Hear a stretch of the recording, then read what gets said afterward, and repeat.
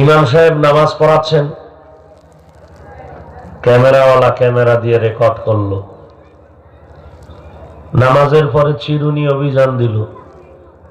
ইমামের হাত বাঁধা কইছিল, ঠোঁট কখন খোলা ছিল, নজর কইছিল, এগুলো কাটিং করে উম্মতের মাঝে ছড়ায় দিল। গোটা জাতি আলেমকে ছোট মনে করলো। প্রধানমন্ত্রী বক্তব্য দিবেন, প্রেস সচিব বক্তব্য লিখে দেয়, রাষ্ট্রপতি ভাষণ দিবেন, লিখে দেয়।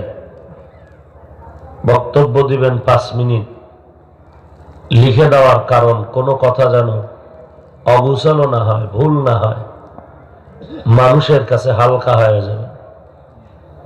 আর আমরা 1 ঘন্টা, 1.5 ঘন্টা, 2 ঘন্টা অনবরত প্রতিদিন 12 মাস, জোহরের পরে, আসরের পরে, মাগরিবের পরে, এশার পরে, ফজরের পরেও প্রতিদিন 12টা মাস চিৎকারের উপরে অনর্গল কথা, মাঝখানে 1 কাপ চা খাইয়া রেস্টও নাই। এর মধ্যে আল্লাহ মাফ করেন 2-1টা কথা অজান্তে অনিচ্ছায় বের হতে পারে।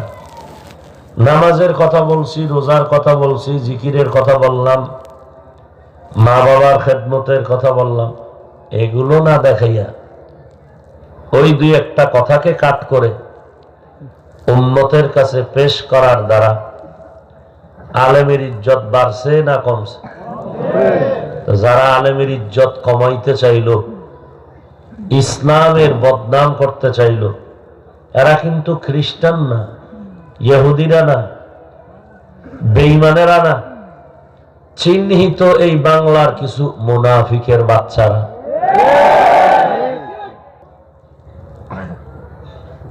কথা বেশি বললে কথা ভুল হতেই পারে, আর এই ভুল হওয়াটা বান্দা যেন অহংকারী না হয়, এই জন্য মাঝে মাঝে 2-1টা কথা স্লিপ হয়ে যায়। মানুষ বয়ান শুনবে আমলের জন্য, বয়ান শুনতে গিয়ে যদি দোষ খুঁজে আর তিলকে তাল বানায়, কপাল পুড়বে না তো কি করবে? এই জন্য বয়ান চলতেছে সারা রাত, আমলের খাতা শূন্য, মাস্তানি করে, চাপাবাজি করে, অথচ এখানে বহু আল্লাহর বান্দা বাড়িতে গিয়া বলবেন চমৎকার মানুষ, এত লোক, এত বয়ান, কিন্তু যারা এখানে হাজির অনেকে ফজর পড়েন নাই, আজকে জহুর পড়েন নাই, আসর পড়েন নাই, মাগরিব পড়েন নাই, এশা পড়েন নাই, মোনাজাতের পরে বাড়ি গিয়া মোবাইল চালায়া ঘুমাবেন, ফজরও পড়বেন না। আপনার গুণগান গাইলে কি হবে? প্রশংসা করলে কি হবে? না করলে কি হবে? আপনি যে কেউই হন না কেন, নবীজির কথা মতে আপনি সৃষ্টির নিকৃষ্ট একটি চোর। নবী বলছেন যারা নামাজ পড়ে না, এরা নামাজ ঠিক মতো পড়ে না, এরা বড় চোর। বেঈমান আর মুমিনের মধ্যে পার্থক্য নামাজ। বেঈমানেরা নামাজ পড়ে না, মুমিনেরা নামাজ ছাড়ে না। এই বয়ান শুনতেছেন গত বছরও, আর যেই মহামারী চলতেছে সারা দুনিয়াতে, এরপরও যদি তওবা না করে, তো এর থেকে বড় গজবের অপেক্ষায় থাকেন। আল্লাহর কাছে আরো বড় গজব আছে। করোনা এখনো নিষ্পত্তি হয় নাই, এখনো মানুষ মৃত্যুর কোলে ঢলে পড়তেছে। বাহাদুরি কমান, লজ্জা যদি না থাকে তাহলে তার দ্বারা সব সম্ভব। লকডাউনের আগেও বিড়ি টানতো, এখনো টানে। এই বেহায়ার কপালে আর কি হবে? লকডাউনের আগেও টাস খেলতো, এখনো খেলে। লকডাউনের আগে মদ পান করতো, এখনো করে। জুয়া খেলতো, এখনো খেলে। ক্যারাম বোর্ড, লুড্ডু খেলতো, এখনো খেলে। এই লকডাউনের আগেও বেপর্দায় চলতো, এখনো চলে, সুদ খাইতো, এখনো খায়। এদের কপালে আর কি আশা করা যায়? হেদায়েতের দোয়া করলেও তো কবুল হইব না, কারণ যাদের সুদের খাতায় নাম আছে এরা সবাই নিজের গর্ভধারিণী মায়ের সাথে জিনার গুনাহ করে। এর কপাল কত খারাপ চিন্তা করে। মোনাজাত দিলে কবুল হবে না, হজ করলে কবুল হবে না, যাকাত দিলে কবুল হবে না, 10 তলা মসজিদ বানাইলে সওয়াব পাবে না, 13,000 বার কোরআন খতম করলে একটা অক্ষরেরও সওয়াব পাবে না, তওবা না করে মরলে চিরস্থায়ী জাহান্নাম। কি মারাত্মক অপরাধ! আল্লাহ সব ভাইকে হেদায়েত দান করেন। আমি অনেকটাই অসুস্থ, তারপরে শুকর যে আসতে পারছি। গতকাল রাত্রে ভোলা ছিলাম, কণ্ঠের আওয়াজ বসা, কারণ আল্লাহর পরীক্ষা। আর কোরআন হাদিসের বাইরে কি বলছি একটা প্রমাণ দিয়া দাঁড়াও, সারা বাংলাদেশের মানুষকে মাইকিং করে বিচার করব। আর যদি বলো দেখাইতে না পারো, দোষ বলো চাপার জন্য, আমি বলবো তুমি যে কেউ হও, তুমি এই দেশের নিকৃষ্ট চূড়ান্ত মুনাফিক, চিহ্নিত মুনাফিক। ওরা আগেও মুনাফিকি করছে, এখনো করে, ভবিষ্যতেও করবে। কারে লয়ে করে?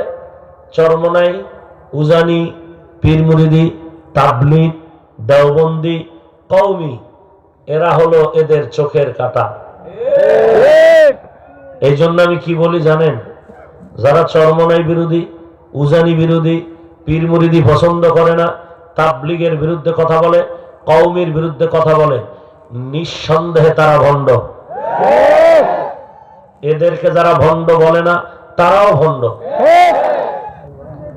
চরমনাই বাদ দিয়া, উজানি বাদ দিয়া, পীর মুরিদি বাদ দিয়া তাবলীগ বাইনাস করে, দেওবন্দি কওমিওয়ালাদেরকে এক সাইড করে যত স্বপ্ন দেখবি মুনাফিকের গোষ্ঠী, সোনার বাংলায় তোদের স্বপ্ন 1000 বছরও পূরণ হবে না।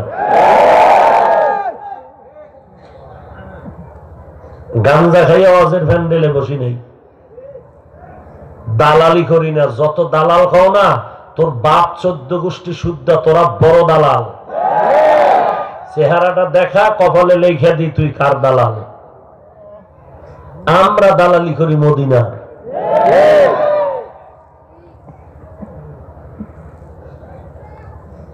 আল্লাহ সব ভাইকে হেদায়েত দান করেন।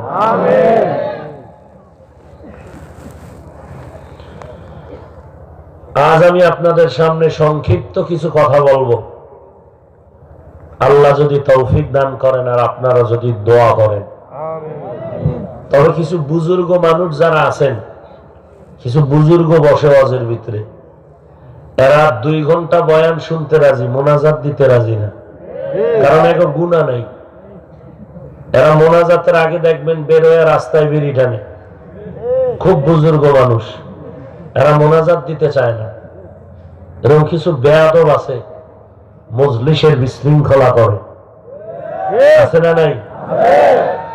আল্লাহ পাক আপনারা যারা এই প্রচন্ড শীতের মধ্যে আছেন, এই কষ্টটুকু জানো দয়াময় মালিক দুনিয়াতে শান্তির জন্য, আখেরাতে মুক্তির জন্য ওসিলা হিসেবে কবুল করেন। যার নিয়ত যেমন তার ফলাফল কি? যে যেই নিয়তে আসছেন সে ওই নিয়তের ফল পাবেন। যদি ভালো নিয়তে আসেন ফলাফল ভালো পাবেন, যদি খারাপ নিয়তে আসেন ওই অনুযায়ী ফল পাবেন। আদম নবী দুনিয়াতে আসছেন, দুনিয়া তৈরি করার পরে আদম যখন আসছিলেন, আদম দুনিয়াতে আসার 2000 বছর আগে এই জমিনে বসবাস করেছিল জিনেরা। কারা? আমরা যেমন জমিনে ঘর বাড়ি করে আছি না, জিনেরাও এরকম ছিল। আদম নবী দুনিয়াতে আসার কত বছর আগে জিনেরা থাকতো? এই জিনেরা থাকার আগেও আরো কিছু প্রাণী এই জমিনে থাকতো। আদম নবী যখন আসলেন, শরীরের মধ্যে পোশাক ছিল গাছের পাতার। জান্নাতের মধ্যে তো জান্নাতি পোশাক পরে গেল নিষিদ্ধ গাছের কিনারায় যাওয়ার কারণে। ওই জান্নাতি ডুমুর গাছের পাতা, ওই পাতার পোশাক পরে আদম নবী আসছেন। খবর পেয়ে জঙ্গলের হরিণীরা দৌড়াইল। হায়াতুল হায়ওয়ান নামক কিতাবে ঘটনা উল্লেখ আছে। নিয়তের ব্যবধানে ফলাফলও ব্যবধান, কথাটা বোঝানোর জন্য আদম নবীর ঘটনাটা টানতেছে। হরিণীরা যখন গেল, আদম নবীকে দেখার পরে নবী জানেন যে জঙ্গলের প্রাণীরা পাতা খায়। আদম নবী নিজের পাতার পোশাকের কিছু সামান্য অংশ ছিঁড়ে দিলেন, আর হরিণীরা চাবাইয়া খেয়ে ফেলল। খেয়ে জঙ্গলে দৌড়। এমন ঘ্রাণ, পুরা জঙ্গল মুখরিত হয়ে গেল ঘ্রাণে, জান্নাতি পাতার ঘ্রাণ। যারা যেতে পারে নাই এরা কয়, তোমরা এত সুন্দর ঘ্রাণ কই পেয়েছ? বলে, জানো না আদম নবী এসেছেন? বলে, না জানি না। বলে, আদম নবী আমাদেরকে, আমরা তাকে দেখতে গেছি, বিদায় বেলা আমাদেরকে জান্নাতি পাতা দিয়েছেন, চাবাইয়া এগুলো ভক্ষণ করেছি। ওই পাতার কারণে ঘ্রাণ আমাদের পুরা জঙ্গলকে মুখরিত করেছে। দ্বিতীয় দল হরিণীরা কয়, চল আমরাও যাই, পাতা খাই, ওই ঘ্রাণেও জঙ্গল মুখরিত হবে। দ্বিতীয় দলেরাও চলে গেল। আদম নবীর থেকে পাতা খাইল, জঙ্গলে আসলো, কোনো ঘ্রাণ নাই। একই পাতা, একই নবীর হাতের। আগের দলের ঘ্রাণ আর পরের দলের কোনো ঘ্রাণই নাই। আগের দলে আরো কিছু পাইছে, এই পাতার বরকতে ওদের নাভিতে কস্তুরী তৈরি হয়েছে। 2 নাম্বার, ওদের চেহারা সুন্দর হয়েছে। 3 নাম্বার, গোশতে মজা বাড়ছে। দ্বিতীয় দল হরিণীরা একটা পাইছে, 2টা পায় নাই। 2টা পাইছে, একটা পায় নাই। গোশতের মজা, চেহারা সুন্দর, কিন্তু কস্তুরী তাদের আর হয় নাই। এই জন্য জঙ্গলের ভেতরে যত হরিণ আছে সবার গোশত মজা, চেহারা সুন্দর, সব হরিণের নাভিতে কি নাই? কস্তুরী নেই। ব্যবধানটা হলো কেন? আগের দল হরিণীরাও তো নবীর কাছে গেল, দ্বিতীয় দলেরাও তো গেল, একই পাতা খাইল একই নবীর হাত থেকে। প্রথম দল 3টা পাইল, দ্বিতীয় দল পুরাটা পেল না কেন? বড় কঠিন কথা, বুঝার জন্য মাথা লাগবে। এখানে মাথা সব এক, কিন্তু মাথার ভিতরের কারবার কি এক নি? কি ভাই এক নি? মেমোরি আছে না, মেমোরি কার্ড। 1 GB থেকে 64 GB পর্যন্ত এই memory card. 1 GB memory, 2 GB, 4 GB, 8 GB, এরপরে 16 GB, যত কিছু আছে 32 GB। এই যে মেমোরির কার্ডগুলোর সাইজ এক না আলাদা? বুঝেন নাই? Memory 1 GB, 2 GB, 4 GB, 8 GB, এগুলোর সাইজ এক না আলাদা? ভিতরের কারবার কি এক? হ্যাঁ, সাইজ দেখে কি বিচার করা যাবে? 4 GB ওয়ালায় যদি 8 GB তে যা আছে সব ঢুকা, তো হ্যাং হয়ে যাবে। প্যান্ডেলে মাথা সব এক, সাইজও কি, ডিজাইনও নাকি আপনাদের ডিজাইন আলাদা, কান একটা পিছেও আছে, সবই এক, ওজনও বেশি ব্যবধান হবে না, ঠিক না? বেশি ব্যবধান হইলে মানুষ বলবে না মাথা মোটা, গালি দিবে। মাথা সব এক, ভিতরের জীবী কি এক নেই? বয়ান কোরআন সুন্নাহর হবে, কেউ কাঁদবে তওবা করবে, আবার কেউ এখান থেকে তিল বানাইয়া বাড়িতে গিয়া তাল বানাবে, আছে না নাই? ও ভাই ভলিউম দাও। বাদশার কাছে পরীক্ষার জন্য 3টা মাথা দিল, স্বর্ণের মাথা, ওজনও এক, কালারও এক, ডিজাইনও এক। বাদশার দিয়ে কয় 1 সপ্তাহে তুমি বের করবা। 3টা মাথা দিলাম, স্বর্ণের, ওজনও এক, ডিজাইন এক, কালার এক, দাম একটার 1 লক্ষ, আর একটার দাম 50,000, আর একটার দাম মোটেও নেই। বের করে দিবা কোন মাথার দাম 1 লাখ, কোন মাথার দাম 50, কোন মাথার দাম মোটেও নেই। পারবেন সহজে বের করতে? স্বর্ণের মাথা, ওজনও এক, ডিজাইনও এক, কালারও এক, দাম এক, 1 মাথার দাম, আর 1 মাথার দাম, আর একটার দাম নাই। বের করে দিবে 1 সপ্তাহ, নাইলে তোমার বাদশাহী বন্ধ হয়ে যাবে। বাদশার চান্দি গরম হয়ে গেছে, গুনতেছে, দোয়া ইউনুস পড়তেছে, বের না করলে আমার ক্ষমতা টিকবে না। গনতে গনতে বাকি আছে আর 1 দিন। অজিরের কয় অজির তাড়াতাড়ি বুদ্ধি দে, নাইলে কপাল আমারটাও শেষ, তোরটাও শেষ। বড় কঠিন। মাথা সব এক, সাইজও কিন্তু এক, 2 চৌকলা সব মাথা, 2 কানওয়ালা মাথা, কালো চুলওয়ালা মাথা, ভিতরের কারবার। এই ময়দানেও কিছু মাথা আছে, দাম 1 লাখ। এই মাঠের মধ্যে কিছু মাথা আছে, দাম 50,000। এই মাঠের মধ্যে কিছু মাথা আছে, খালি কোনো দামই নেই। আমি গুইনা গুইনা বলে দেব, এই কয়েকজন মানুষের মাথার দাম 1 লাখ, এরপরের মাথার দাম মাত্র 50, আর তার সেরা আছে কত, এটির কোনো দামই নেই। এটা এখন বললে বয়ান শুনবেন না। বয়ানের যদি ফাঁকে সুযোগ পাই তাহলে শুনাই দেব। এই মাঠের মধ্যে কোন মাথাওয়ালাদের দাম বেশি, কোন মাথাওয়ালাদের দাম মাঝখানে, কোন মাথাওয়ালাদের দাম মোটেও নাই।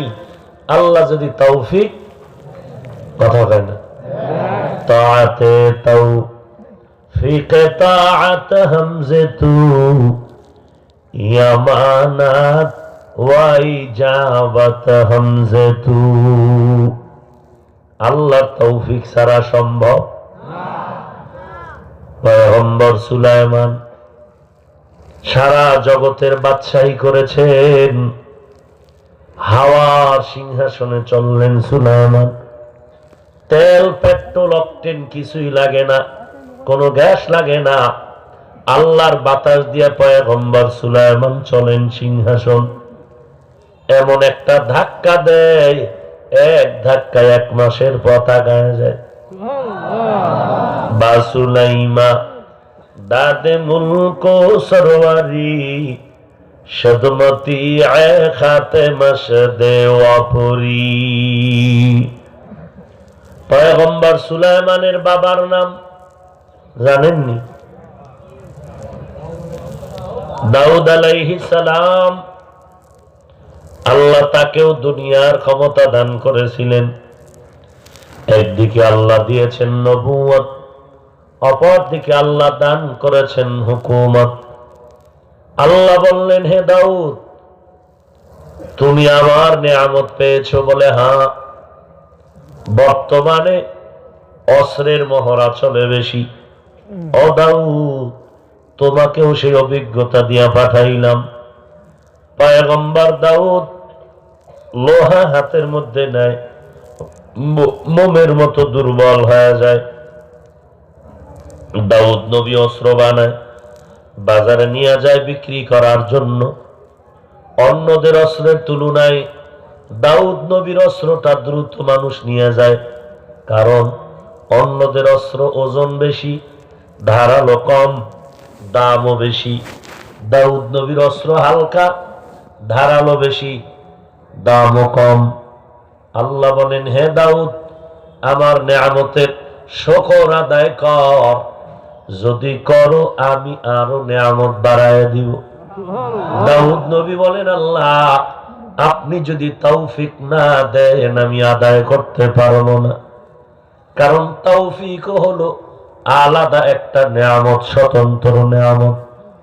দয়াময় মালিক বলেন, ও দাউদ, আমি তোমাকে তৌফিক দান করলাম, এবার তুমি শুকর আদায় করো।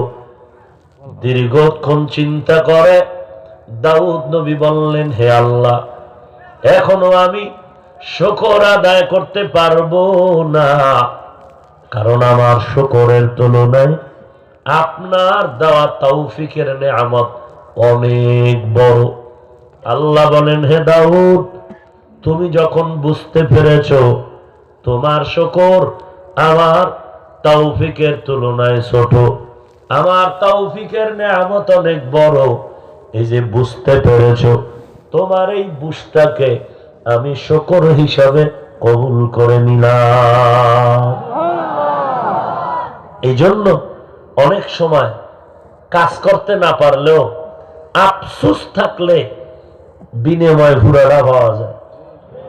দোহার মিষ্টির দোকান আসেনি, মিষ্টির দোকানের সামনে দাঁড়াইয়া এক গরিব সুন্দর মিষ্টি তাকায় তাকায় দেখে, মনে চায় খাইতে, টাকা নাই, আফসোস করে আর মানুষ ডাকে আর বলে, আসো দোহারের দোকান থেকে মিষ্টি নাও, একবার খাইবা জীবনে আর ভুলবা না। মানুষ গরিব বেচারার একবার শুনে সবাই মিষ্টি নেয়, 1 ঘন্টার মধ্যে পুরো দোকান খালি। মালিক ডাক দিয়া কয়, ভাই তুমি আমার দোকানের সামনে দাঁড়াইয়া এত গুণগান করলা, কারণটা কি? বলে, আপনার মিষ্টি এত সুন্দর। বলে, তুমি কেন খাও না? বলে, আমার টাকা নেই। মালিক বলে, কর্মচারী পেট ভরে খাওয়ায় দাও আর পোটলা ভরে বাসায় দাও, ঘরের মধ্যে নিয়ে আসে খাবে। আল্লাহ পাক বলেন, বান্দা টাকায় দেখ, একটা মিষ্টির দোকানের সামনে দাঁড়ায় গরিব মানুষ যখন টাকা না থাকার কারণে আফসোস করলো আর অন্য কাস্টমার বাড়ায় দিল, মালিক তারে বিনা টাকায় মিষ্টি দিয়ে দিল, খাওয়ায় দিল। বান্দা তুমি যারা এত বয়ান শোনার পর দাড়িটা লম্বা করতে পারো নাই, টুপি মাথায় দিতে পারো না, নামাজ পড়তে পারো না, আলেম পাইলে যদি একটু আফসোস করো আর বলো, ও আল্লাহ তুমি আমাকে মাফ করে দাও, হুজুর আমার জন্য দোয়া করবেন। টুপি মাথায় দেওয়া দরকার, ঝামেলার কারণে পারি না, নিয়ত আছে পাঠায় দিব। নামাজ পড়া দরকার মুসলমান হিসাবে, কিন্তু বিভিন্ন ঝামেলার কারণে পারি না, দোয়া করবেন। ওই বান্দা আফসোস করার কারণে মিষ্টি খাইয়া যেমন টাকা ছাড়া চলতে পারলো, তুমি যদি নামাজ না পড়িয়া পড়ার জন্য চেষ্টা করো আর অন্তরে আফসোস করো, হতে পারে তোমার এই আফসোসের বিনিময় রব্বুল আলামিন হেদায়েতের দরওয়াজায় কবুল করে নিবেন। কিন্তু কোন বেয়াদব পকেটের মধ্যে টাকার বান্ডিল নিয়ে মিষ্টির দোকানে দাঁড়ায় যদি কয়, একটা মিষ্টিও খাবি না, এটি রসের গল্লা না সব মাটি দিয়ে বানাইছে, এইভাবে কাস্টমার দূর করার পরে মালিকের মাথাটা গরম হয়ে গেল। তুমি গিয়া যদি বলো মাথা গরম করবা না, যত কাস্টমার বিদায় করলাম আমি তোমাকে টাকা দিয়ে সব মিষ্টি নিয়ে যাব। মালিক বলবে, কর্মচারী জুতার বাড়ি মার, এই বেঈমানের কাছে টাকা দিয়ে একটা মিষ্টি বিক্রি করব না, কারণ আমার দোকানের যেই পরিমাণ বদনাম করে সেই বেঈমান, ও যদি লক্ষ টাকা দেয় একটা মিষ্টি ওরে দেওয়া হবে না। ঠিক এই জমিনের ভিতরে কোন বেদিন বদমাশ কোন মুনাফিক যদি এমন হয়, নিজেও নামাজ পড়ে না, অন্যে নামাজ পড়ে পছন্দ করে না, নিজেও টুপি পরে না, অন্যে টুপি পরে পছন্দ করে না, নিজেও পর্দা করে না, অন্যেরা পর্দা করে পছন্দ করে না, নিজেও কোরআন পড়ে না, অন্যরা কোরআন পড়ে পছন্দ করে না, এমন বান্দা হাসরের ময়দানে যখন দাঁড়াবে, আল্লাহ মাফ করে দাও, আমিও মাঝে মাঝে টুপি পরেছি, আমিও তোমারে আল্লাহ বলে ডাকছি। বলে না, তুই নিজে টুপি পরছো তোর নিজের স্বার্থের জন্য, আসলে তুই টুপিওয়ালাকে মোহব্বত করো নাই। তুই কোরআন পড়েছো স্বার্থের জন্য, আসলে তুই কোরআনের ভুল ধরতি, কোরআনওয়ালাদের গালি দিতি। ওই দোকানওয়ালা টাকার গরম দিয়াও যদি মিষ্টি খাইতে না পারে, তোমার মধ্যেও যদি এমন অহংকারী ভাব ঢুকাইয়া নেয়, তোমার জিন্দেগির আমল বরবাদ হয়ে যাবে। আর এই অহংকার তোমাকে জাহান্নামের হ্যান্ডকাফ হাতে লাগায় দিবে। এই জন্য আফসুস করা দরকার, দিলের মধ্যে একটা তামান্না আফসুস থাকা উচিত যে আসলে নামাজ পড়া দরকার, পারি না, হুজুর দোয়া চাই, আর আল্লাহর কাছে তৌফিক চাই, আল্লাহ তুমি তৌফিক দাও, তাহলে হেদায়েত আসতে পারে, আশা আছে। আল্লাহ বলেন আশা আর ভয়ের নাম ঈমান। নবী বলেন আল ঈমানু বাইনাল খাউফি ওয়া রাজা, ভয়ও থাকবে আবার আশাও থাকবে, এর নাম হলো ঈমান। ওমর ফারুক রাদিয়াল্লাহু তাআলা আনহু, তিনি আল্লাহকে কেমন ভয় করতেন, আবার কেমন রহমতের আশা করতেন। খলিফাতুল মুসলিমিন ওমর বলেন, আল্লাহ যদি ঘোষণা করেন সব মানুষগুলো জাহান্নামে যাবে, একটা মানুষ জান্নাতে যাবে, আমি ওমর আশা আছি ওই জান্নাতি মানুষ আমি ওমর হতে পারিনি। পক্ষান্তরে আল্লাহ যদি ঘোষণা দেন সব মানুষগুলো জান্নাতে যাবে, একটা মানুষ জাহান্নামে যাবে, আমি ওমর বড় ভয় পাই ওই জাহান্নামের আসামি আমি ওমর হয়ে যাই নাকি। হরকে দারত খৌফে হক দার দিল মাদাম, জান্নাতুল মাওয়া দেহদ ও রামাকাম। আমি যে আয়াত পড়েছি, আল্লাহ পাক মুমিনদেরকে টার্গেট করে বলেন, ইয়া আইয়ুহাল্লাযীনা আমানুস্তাঈনু বিস-সাবরি ওয়াস-সালাহ ইন্নাল্লাহা মা'আস-সাবিরিন। আল্লাহ তাআলা বলেন, ও মুমিনের দল, তোমরা সবাই সাহায্য প্রার্থনা করো সবর ও সালাতের মাধ্যমে, নিশ্চয়ই আমি আল্লাহ ধৈর্য ধারণকারীদের সাথেই থাকি। নবীজি বলেন, মাইয়ুরিদিল্লাহু বিহি খাইরান ইউসিব মিন, আল্লাহ যার মঙ্গল চান আল্লাহ রব্বুল আলামিন তাকে ধৈর্যের পরীক্ষা নেন। এ হলো আয়াত হাদিসের তরজমা। আল্লাহ কোন দুনিয়ার সব মানুষের বলেন নাই, শুধু মুমিনদের বললেন তোমরা সাহায্য কামনা করো। কারণটা কি? মুমিনকে আল্লাহ কেন বললেন? অথচ দুনিয়ার প্রত্যেকটা মানুষ কার গোলাম? কার বান্দা? আল্লাহ তাআলা মুমিন ছাড়া অন্যদেরকে সাহায্যের কথা বললেন না কেন? সাহায্য ছাড়া কোনো মানুষ দুনিয়াতে চলতে পারে না। এরপর মুমিনকে কেন বললেন? এর একমাত্র কারণ হলো আল্লাহ বলেন মুমিনেরা জান্নাতে যাবে, দুনিয়ার আর কাউকে জান্নাত দেয়া হবে না। ইন্নাল্লাহা আশতারা মিনাল মুমিনিনা আনফুসাহুম ওয়া আমওয়ালাহুম বিআন্না লাহুমুল জান্নাহ। আল্লাহ তাআলা বলেন আমি মুমিনের জান মাল কিনে নিয়েছি, বিনিময়ে মুমিনের জান্নাত দিয়েছি। জান্নাত কারা পাবে? আমরা কি মুমিন না? জান্নাত পাওয়ার আশা আসেনি? বলেন বলেন, আল্লাহ কবুল করেন। আল্লাহ কিন্তু আরো অ্যাডভান্স দিতে চান। কেমনে জানেন? আল্লাহ বলেন হাসরের মাঠ হবে খুব কঠিন, প্রচন্ড কঠিন। কি পরিমাণ কঠিন ভাষা দিয়া বুঝানো যাবে না পুরাপুরি। সূর্যটা জমিন থেকে 9,30,00,000 মাইল উপরে, এই জমিন থেকে 13 লক্ষ গুণ বড় হলো সূর্য। নিচে 3টা আসমান, উপরে 3টা, মাঝখানে 4র্থ আসমান। ওই আসমানের মধ্যে আল্লাহ সূর্যটারে লাগায় রাখছেন। কোন আসমানে? কথা বলেন। উপরে কয়টা? নিচে কয়টা? মাঝখানে কি? 4র্থ আসমান। এক একটা আসমান 500 বছরের মতো মোটা। আবার এক আসমান থেকে আর এক আসমানের মাঝখানে 500 বছরের মতো ফাঁকা দূরত্ব।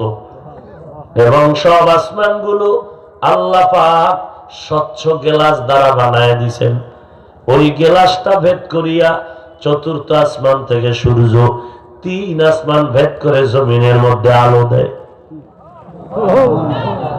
এত সুন্দর আসমান। এরে নবীর আশিকের দল, ওই সূর্যটার একটা মুখ জমিনের মধ্যে ফিরানো আছে।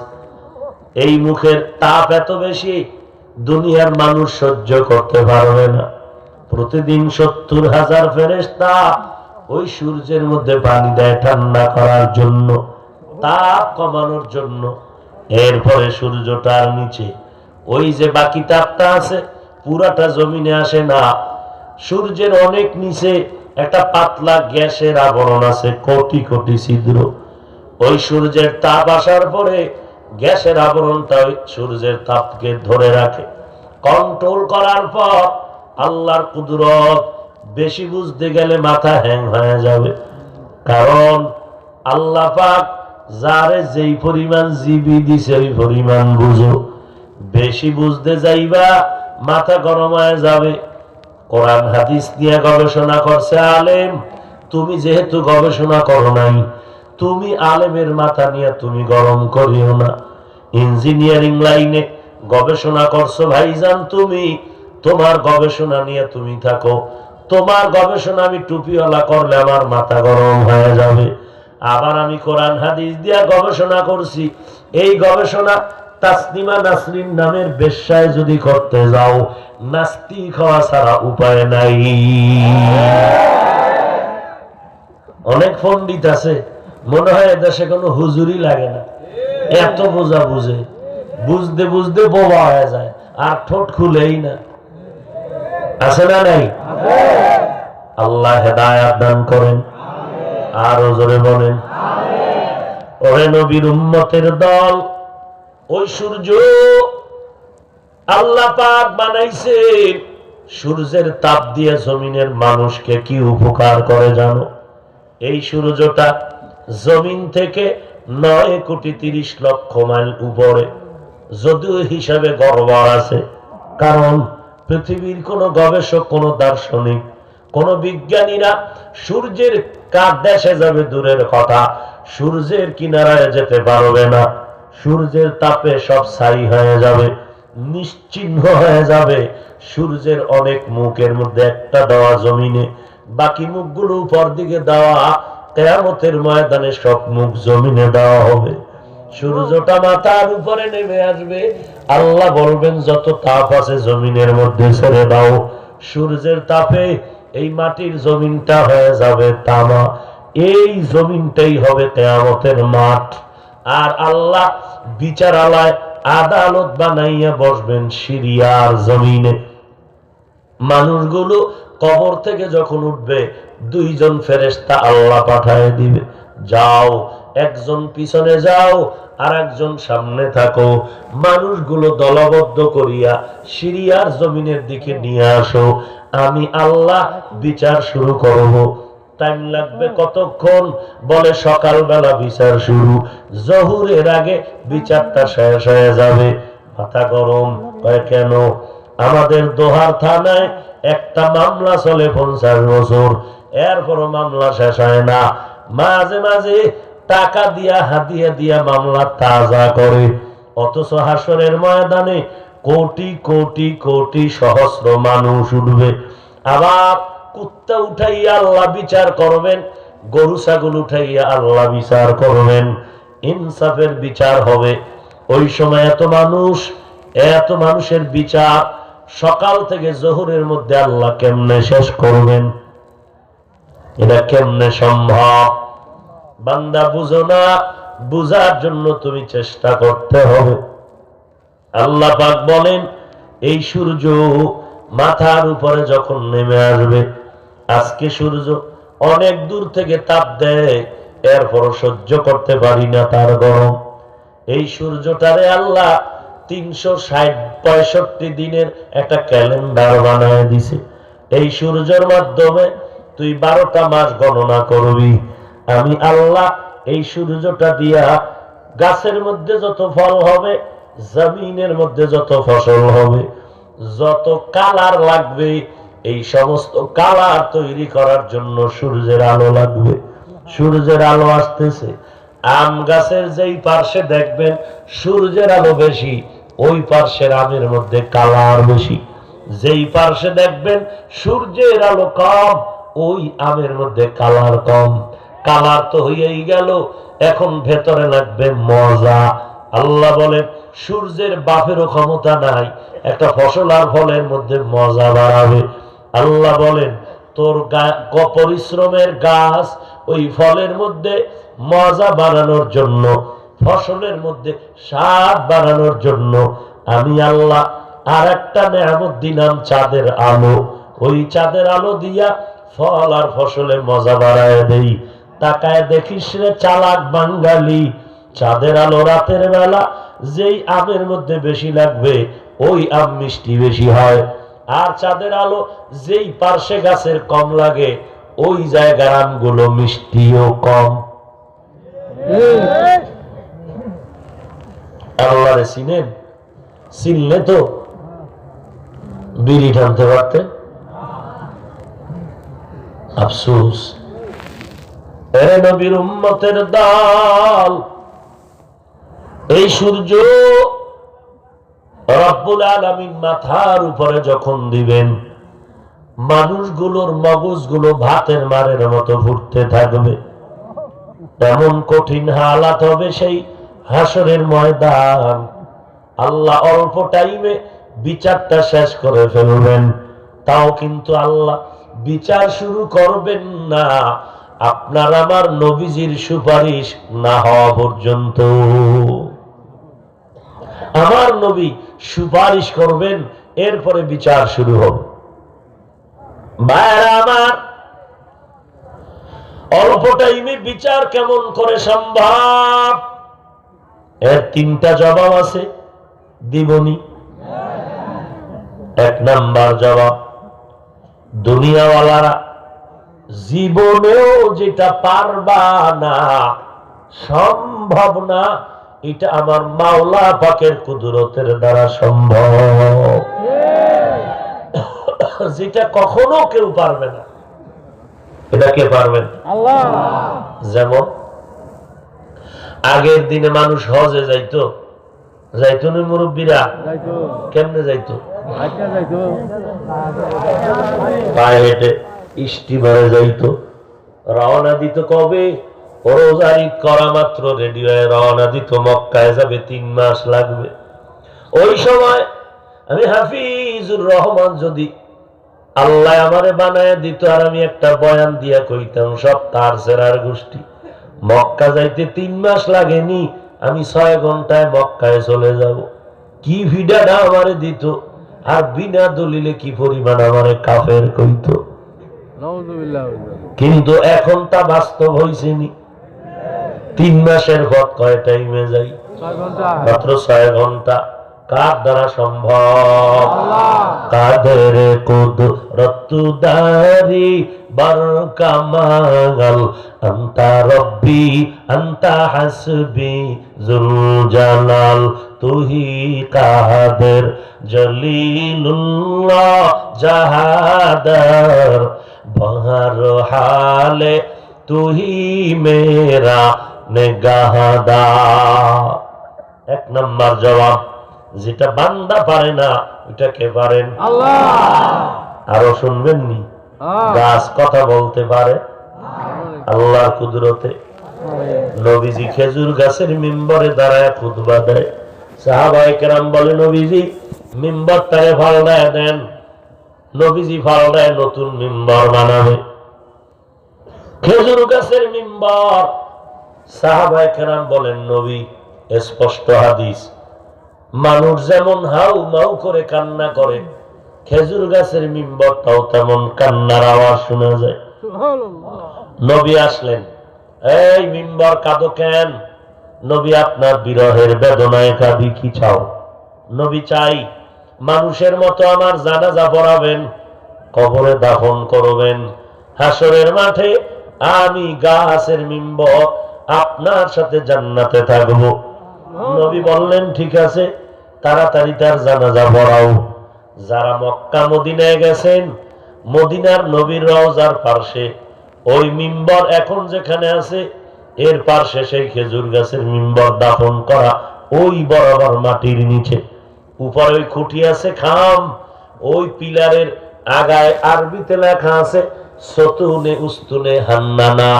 উস্তুনে হান্নানা নামের ওই খুঁটিটা, ওখানে নাম দিছে উস্তুনে হান্নানা।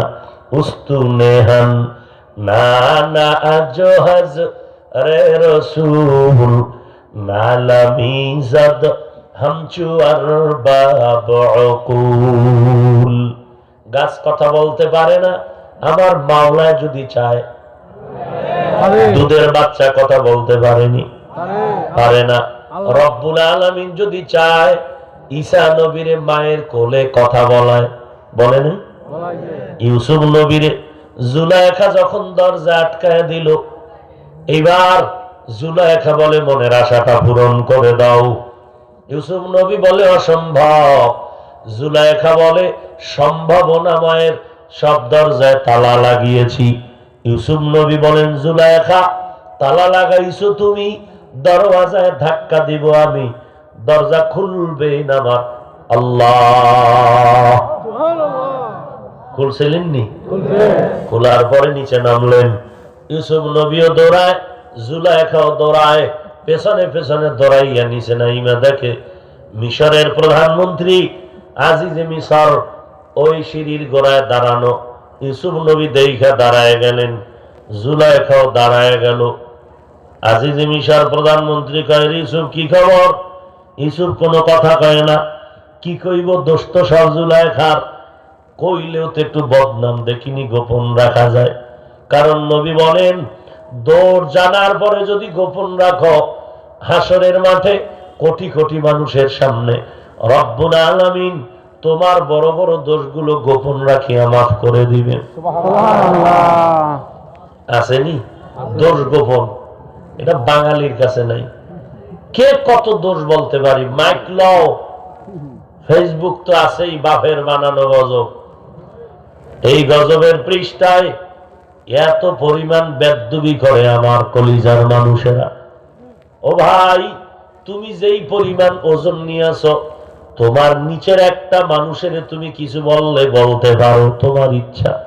কিন্তু তোমার মাথার মুকুট একজন মসজিদের ইমাম, কোরআনওয়ালা মুয়াজ্জিন, একজন আলেম, একজন খাঁটি আল্লাহওয়ালা পীর মাশায়েখের বিরুদ্ধে কথা বলা, এটা তুমি সুসন্তানের পরিচয় হতে পারে না। আল্লাহ হেদায়েত দান করুন। কি ভাই কষ্ট হচ্ছে? আমার হচ্ছে। এরপর দোয়া করলে আর একটু সামনে আগাই। কি আগাবো? করবি কি? যেহেতু ঘুমাবি সবাই, আর ঘুম তো নাই, কেউ ঘুমাইব না। কারণ গজবের মোবাইল আল্লাহর দেওয়া নিয়ামতের ঘুম কেড়ে নিয়েছে। কি ঘুমাইব? এখন তো আরো আরাম হয়েছে, শীত, ল্যাব, ভিতরে মোবাইল। মা তাকায় দেখবে বাহিরের সব বাতি বন্ধ, ভিতরে মারেফতের বাতি জ্বলতেছে। মা কইবে, বাবা ঘুমাও না। বলবে, মা তুমি ঘুমাও, আমারে নিয়ে টেনশন করিও না, কারণ আমি আর একজনের টেনশনে আছি, তুমি কেন আমারে নিয়ে টেনশন করো? কয়েকদিন পর মা টেনশন না করলেও মাথা গরম হয়ে যাইবে, দেখবে আমার সন্তান হিজরত করে কই ফালাইছে। কোন তাবিজে কাম হইব নি? মায় কত তাবিজ দেয়, বাবা কত টাকা লাগবে, ডানা কাটা ভরিয়াই না দিব, ওই ফেতনির ঘরের মাইয়ার পিছে ঘুরিস না। সন্তান বলে মা প্রয়োজনে তোমারে মা বলে ডাকবো না, তারপরও ফেতনি আমার লাগবে। আসেনি? আহারে যুবক, ফুলের মতো জীবনটারে ওয়াকালে জড়ায় দিতেছ, আয়নার সামনে তাকায় দেখলি না আমার মাবুদ কেমন সুন্দর তোর চেহারাটা বানাইছে। যদিও তুই কালো, কিন্তু চেহারার মধ্যে একটা মজা ছিল, মায়া ছিল। আজকে তাকাইলে ওই চেহারার মধ্যে মায়া পাওয়া যায় না, কারণ কোন বেঈমানের পাল্লায় পড়িয়া তুই নিজের চুল কাইটা ইন্দুর আর বান্দর হয়ে গেছো। এইভাবে চুল কাটার দ্বারা না কোনো তোর ফায়দা হলো না, দুনিয়ার কোন মানুষ ভালো মানুষ তোরে ধন্যবাদ জানাইল। ও যুবক রে বাবা, আমার নবী তো যুবকদের জন্য ভবিষ্যৎবাণী করেছেন, যুবকের দ্বারা দিনের খেদমত বেশি হয়েছে। আজকে যদি আমার এই ময়দানের যুবকেরা আজকে ওয়াজের প্যান্ডেলে আসছে, আমার যদি সুযোগ পাইতাম আমার এই রুমাল দিয়া তোর পাও মোছাইয়া দিতাম, যদি দিনের রাস্তা আসতে পারতি। কত সুন্দর জীবন তোমার আমার। আজকে তাকায় দেখো, তুমি ভয় পাইতেছো হুজুর কি বলেন, এটা কি সম্ভব নাকি? নামাজ পড়বো, রোজা রাখবো, টুপি পরবো, এই রকম তো পাগল আমরা হয়ে যাই নাই। দুনিয়ার কত আরামায়ের স্বাধীনতা ঘোরা বাকি আছে। ওরে বাবা, ডানে বামে তাকায় দেখো, তোমার মতো কত যুবক স্কুল কলেজে পড়ে, এক বেলারও নামাজ বাদ দেয় না। তোমার মতো আমার মতো কত যুবক তাকায় দেখো, র্যাব, আর্মি, পুলিশ, বিডিআরের চাকরি করে, নামাজ বাদ দেয় না। কোটি টাকার ব্যবসা করে, 1 টাকাও হারাম খায় না, নামাজ ছাড়ে না। তুমি কেন পারবা না রে বাবা? আল্লাহর কাছে তওবা করে নাও। তুমি যদি নবীর তরিকা মতো চলো, তোমার দোকানদারি, ব্যবসা বাণিজ্য, ইঞ্জিনিয়ার হতে চাইলেও বন্ধ হবে না, ডাক্তারি পড়াও তোমার নষ্ট হবে না। নবীর তরিকা মতো চলো, 5 বেলার নামাজ পড়ো, মানুষের দোয়া নিয়ে চলো, একদিন দেখবা তোমার আদর্শের কারণে পুরা এলাকার মানুষ কলিজা ভরে দোয়া করবে। মরিয়াও যদি যাও, মানুষ চোখের পানি ছেড়ে তোমার জন্য দোয়া করবে, তোমার সুন্দর ব্যবহার আর তোমার সুন্দর আচরণ। বহু ডাক্তার ভালো মানুষ, নামাজ পড়ে, ব্যবহার ভালো নাই, তুমি সেইভাবে হও। তোমার তো ডাক্তার হইতে নিষেধ নাই, ইঞ্জিনিয়ার হওয়া তো নিষেধ না। নিষেধ তো তুমি বেঈমানের 5 গোলাম হইও না। কুত্তা আর তুমি মানুষ, ব্যবধান আছে না? কুকুরে দাঁড়াইয়া প্রস্রাব করে, তুমিও যদি করো তো ব্যবধান কই?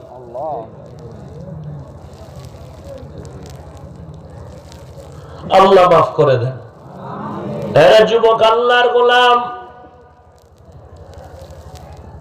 আল্লাহ পাক যদি চায় হবে তার কুদরত। কিয়ামতের ময়দানে অল্প টাইমে বিচার কেমনে সম্ভব? 1 নাম্বার জবাব, আল্লাহর কুদরতে সম্ভব। 2 নাম্বার জবাব, আমগো দুনিয়াতে সকাল থেকে দুপুর যেই সময়টা আছে, হাসরের ময়দানের সময়টা হবে সম্পূর্ণ আলাদা। 3 নাম্বার জবাব, আল্লাহ বিচার শুরুর কালে একটা ঘোষণা দিয়া বলবে, ও খাঁটি মুমিনের দল, বিশাল একটা বাহিনী, অনেক লোক, হাজার হাজার লোক, এমন একদল মুমিনের আল্লাহ ডাইকা বলবে, এখনই বিচার শুরু হবে, তোদের কোনো হিসাব লাগবে না, তোরা বিনা হিসাবে জান্নাতে চলে যা। আর একদিকে তাকায় বলবে, এই বেঈমানের দল, খাঁটি বেঈমান যারা আছো, তোদের কোনো হিসাব নাই, বিনা হিসাবে তোদের বিশাল একটা বাহিনী, তাড়াতাড়ি কোথায় চলে যাও? জাহান্নামে। বড় এক বাহিনী জান্নাতে, মানুষের বিশাল একটা বাহিনী গেল জাহান্নামে। মাঝখানের লোকগুলো দ্বারা তোদের বিচার হবে বড় কঠিন। 3 বার তোদের আমল নামা ওজন দেওয়া হবে, আবার তোদের বিচারের আগে সাক্ষী নেওয়া হবে 7-8টা সাক্ষী। জমিন সাক্ষী নিব, তোর হাত, তোর জবান, তোর কান সাক্ষী দিবে, গাছপালা সাক্ষী দিবে, তোর আমল নামা সাক্ষী হয়ে যাবে, ফেরেশতা সাক্ষী হবে। এইভাবে সাক্ষী নিয়ে তোদের বিচার হবে। তারা কারা? নামাজও পড়ছে, মিথ্যা বলছে, নামাজও পড়ার পরে সুদ খেয়েছে, মানুষের হক নষ্ট করেছে। আছে না নাই? এরে নবীর উম্মতের দল, আল্লাহ পাক রব্বুল আলামিন বলেন, দুনিয়ার জমিনে আমি আল্লাহ মুমিনদের সাহায্য প্রার্থনার কথা কেন বলছি জানো? আমি আল্লাহ মুমিনকে শুধু জান্নাতি দিতে চাই না, আমি আল্লাহ চাই বিনা হিসেবে যেন জান্নাতে যেতে পারো। কারণ হিসাবের কাঠগড়ায় যদি দাঁড়াইতে হয়, জাহান্নামে যাওয়া ছাড়া উপায় থাকবে না। জাহান্নাম কেমন কঠিন বলে, দুনিয়ার আগুনের যেই পরিমাণ গরম আছে, এর থেকে 69 গুণ গরম আরো বেশি হবে জাহান্নামের আগুনের গরম। মারাত্মক গরম হবে, সহ্য করতে পারবা না। 500 বছর দূরে জাহান্নাম, এখানে বসিয়া জাহান্নামী আসামীদের চামড়াগুলো জাহান্নামের আগুনের গরমে পুড়িয়া পুড়িয়া সব চামড়াগুলো খসে পড়ে যাবে। ও বাবা, বেঈমানের এই কথাগুলো আমি বুঝাইতে পারবো না, কারণ তারা আল্লাহ মানে না, নবী মানে না, কোরআন মানে না, হাদিস মানে না। আপনারা তো আল্লাহ মানেন, নবী মানেন, কোরআন মানেন, হাদিস মানেন। আপনারা কেন কথাগুলো বুঝবেন না, বুঝার চেষ্টা করবেন না? অনেকে বুঝতে চান না, এই জন্য আল্লাহ মাঝে মাঝে এই জমিনে কবরের মধ্যে আযাব দেখায় দেয়। কত কবরে আগুন! আপনাদের এটা তো কোন জেলা? ঢাকা। পার্শ্বে মুন্সিগঞ্জ, মুন্সিগঞ্জ জেলার পার্শ্ব ভিতরে একটা জায়গা আছে, কাঠপট্টি এলাকা, আসেনি? ওই কাঠপট্টি এলাকার অনেক আগের একটা ঘটনা। বড় একজন ব্যক্তি, টাকার অভাব নাই, কাঠের ব্যবসা করত। এত টাকা সে নিজেও জানতো না কত হাজার কোটি টাকা তার আছে। ওই বান্দা টাকার গরমে এমন কোন গুনাহ নাই যে গুনাহ করে নাই। ও বাবা, ভালো করে শুনেন, ঢাকার পার্শ্বে গাজীপুর জেলা, ওই গাজীপুরের মধ্যে এক লোকের ঘটনা। গাজীপুরের 14 তলা এক বিল্ডিং এর মালিক, বাড়ি হলো কুমিল্লা, থানার নাম বলবো না কারণ আমার পরিচিত লোকটা ছিল। ওই 14 তলা বিল্ডিং এর মালিক, রাত্র 1টায় আগুন লাগছে, বিল্ডিং এর 11তম তালা পুড়িয়া সব ছাই হয়ে গেল। উপরের কারো ক্ষতি হয় নাই, 14 তলা বিল্ডিং এর 11তম তালা শেষ। 12রও ক্ষতি হয় নাই, 10 তলার নিচেরও কোনো ক্ষতি হয় নাই। মালিক সুদ্ধা সবাই পুড়িয়া মারা গেল। পত্রিকায় আসলো আগুন লাগছে, ভেতরের মারেফতের কথা আর কাউরে জানাইল না। সবাই আশ্চর্য। আমার যেহেতু পরিচিত বান্দা, অনেক টাকার মালিক, খবর নিলাম অন্যভাবে।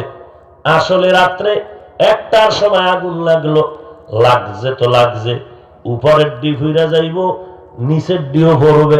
শুধু 11তম তালা ধ্বংস হলো, উপরেও হলো না, নিচেও হলো না। কেন?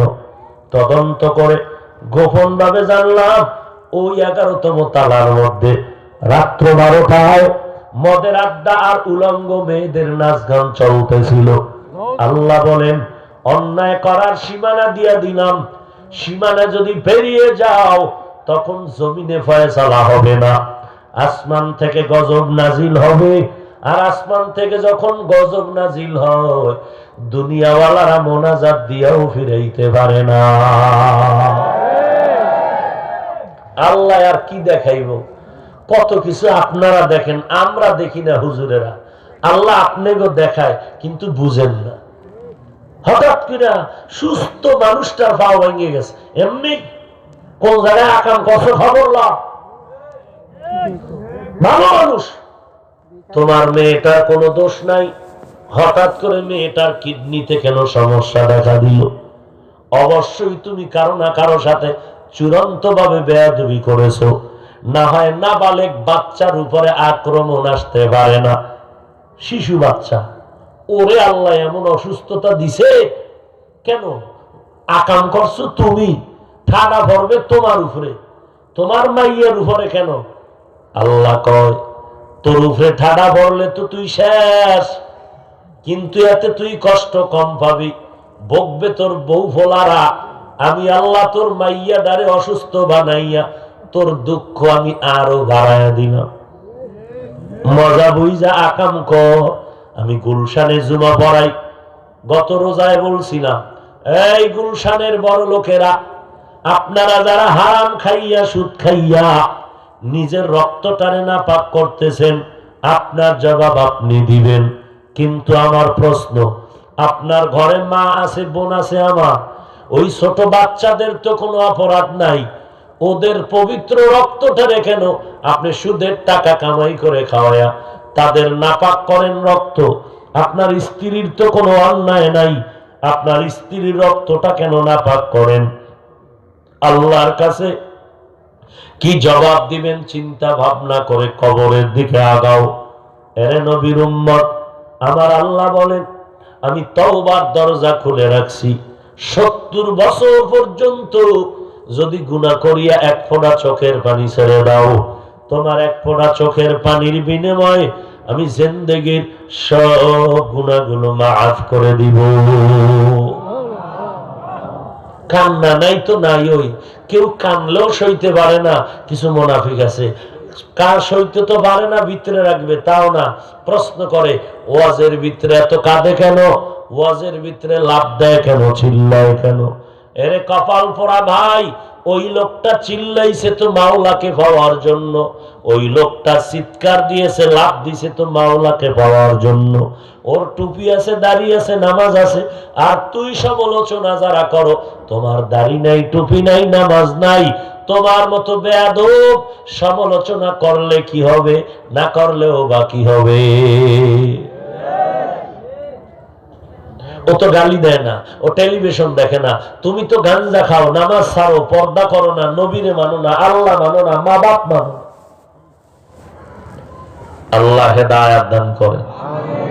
আর একটু আগামনী আল্লাহ বলেন মুমিনেরা সাহায্য প্রার্থনা করো, আমি চাই তোমরা বিনা হিসাবে জান্নাতে যাও।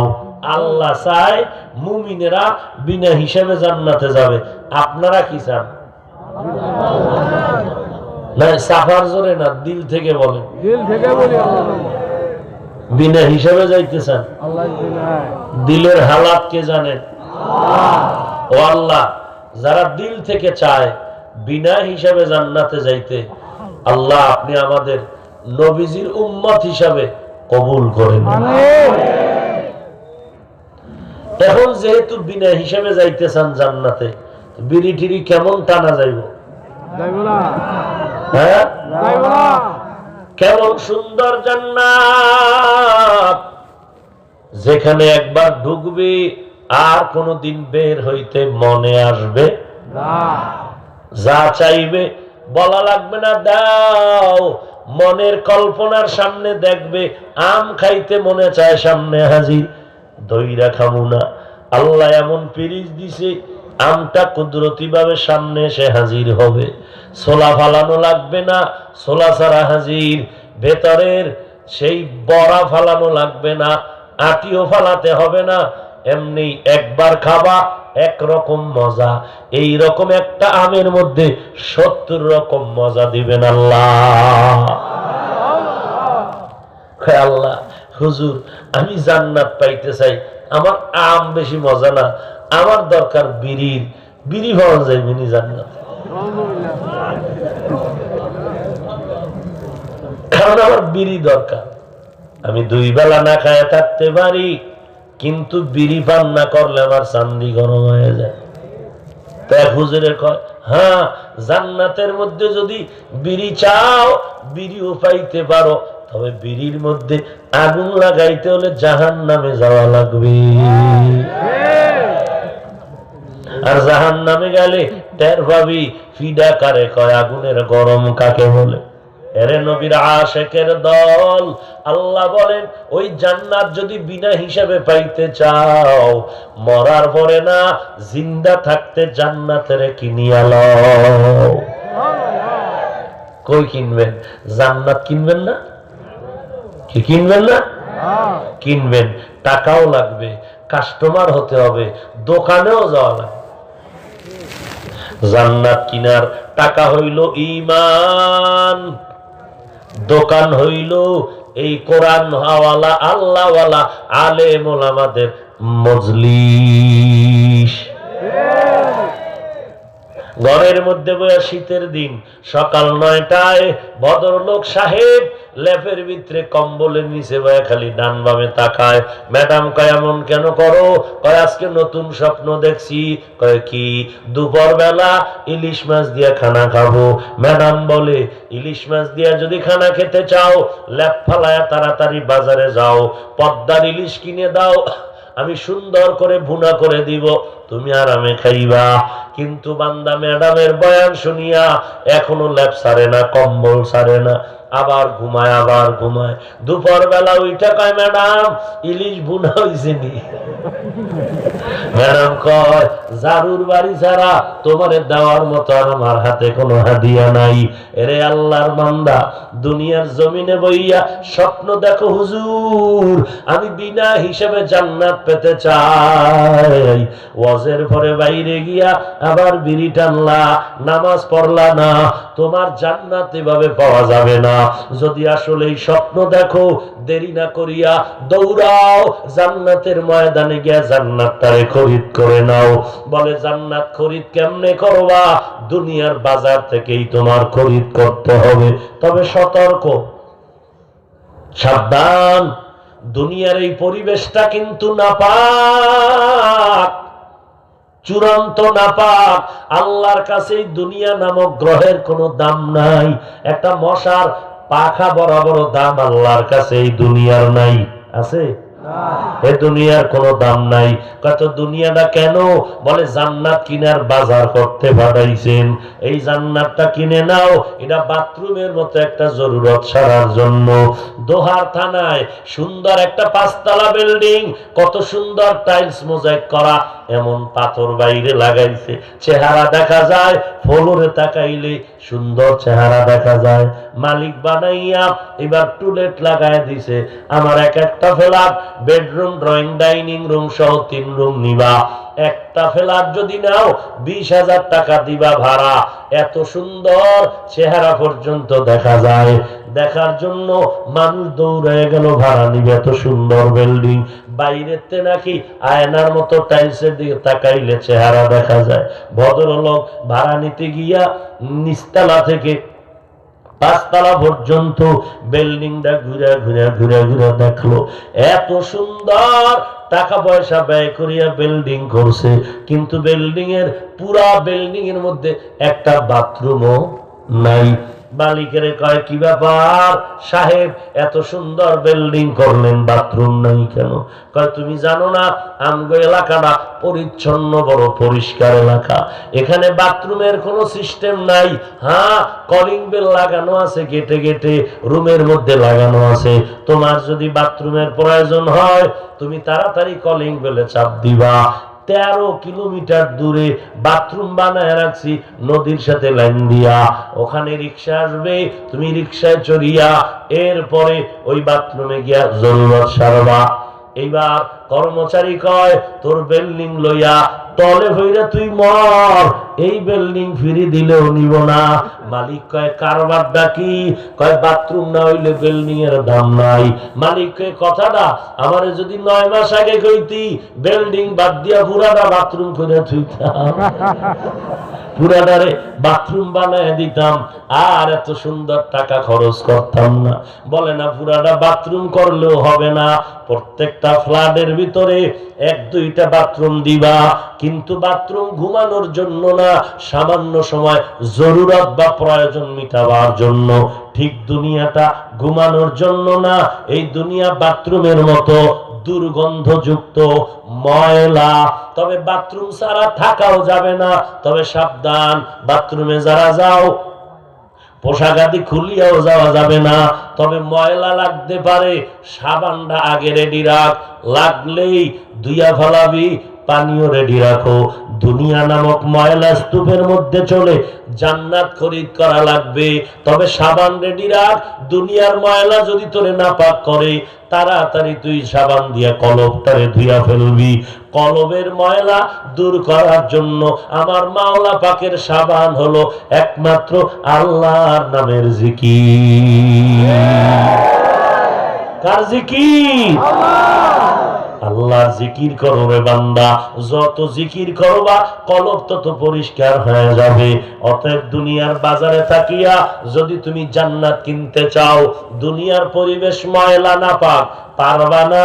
আবার তুমি দুর্বল, এত ময়লার থেকে মোকাবেলা করে সামনে আগাইতে হলে শক্তি লাগবে, তুমি দুর্বল। ওয়া খুলিকাল ইনসানু যায়ীফা, মানুষ তুমি দুর্বল, খানার বেলায় দুর্বল, হাঁটার বেলায় দুর্বল। ঢাকা চিড়িয়াখানা লেখা আছে একটা বাঘের দৈনিক খানা 17 কেজি গোশত। পারবেনি কেউ খাইতে? দোহারে দিয়ে একটা খাদক আসেনি, 3 বেলায় 17 কেজি মারবে না? পারলেও কিন্তু টানাটানি তো কম করে না।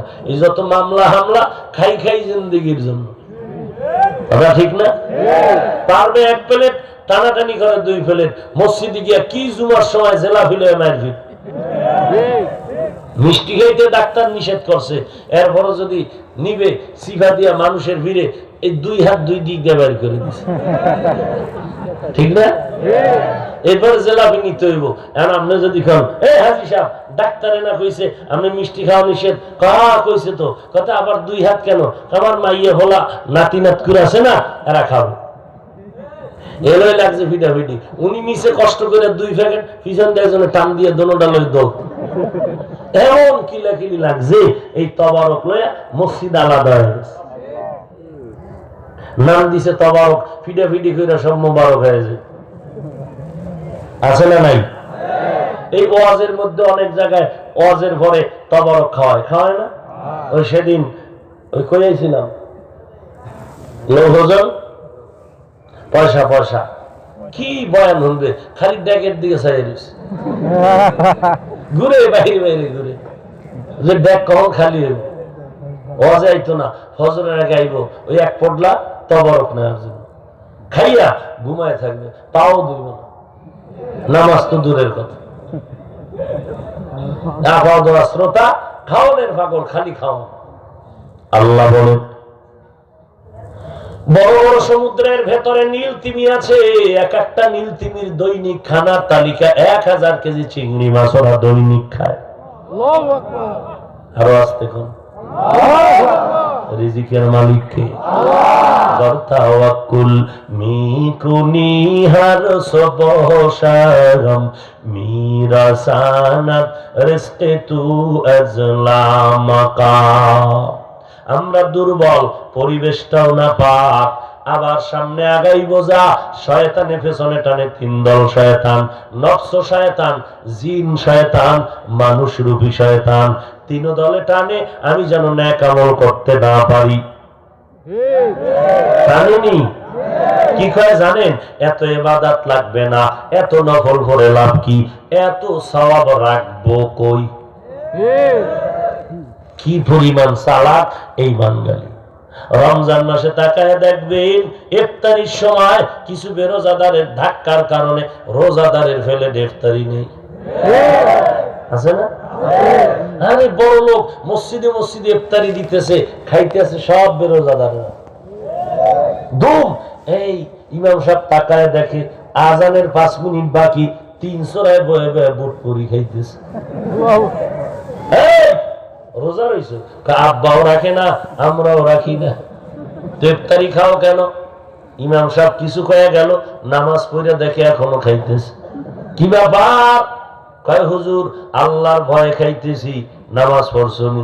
কয় আব্বাও জীবনে পড়ে নাই, আমরাও জীবনে নামাজ পড়ি না, ইফতারি খাও কেন?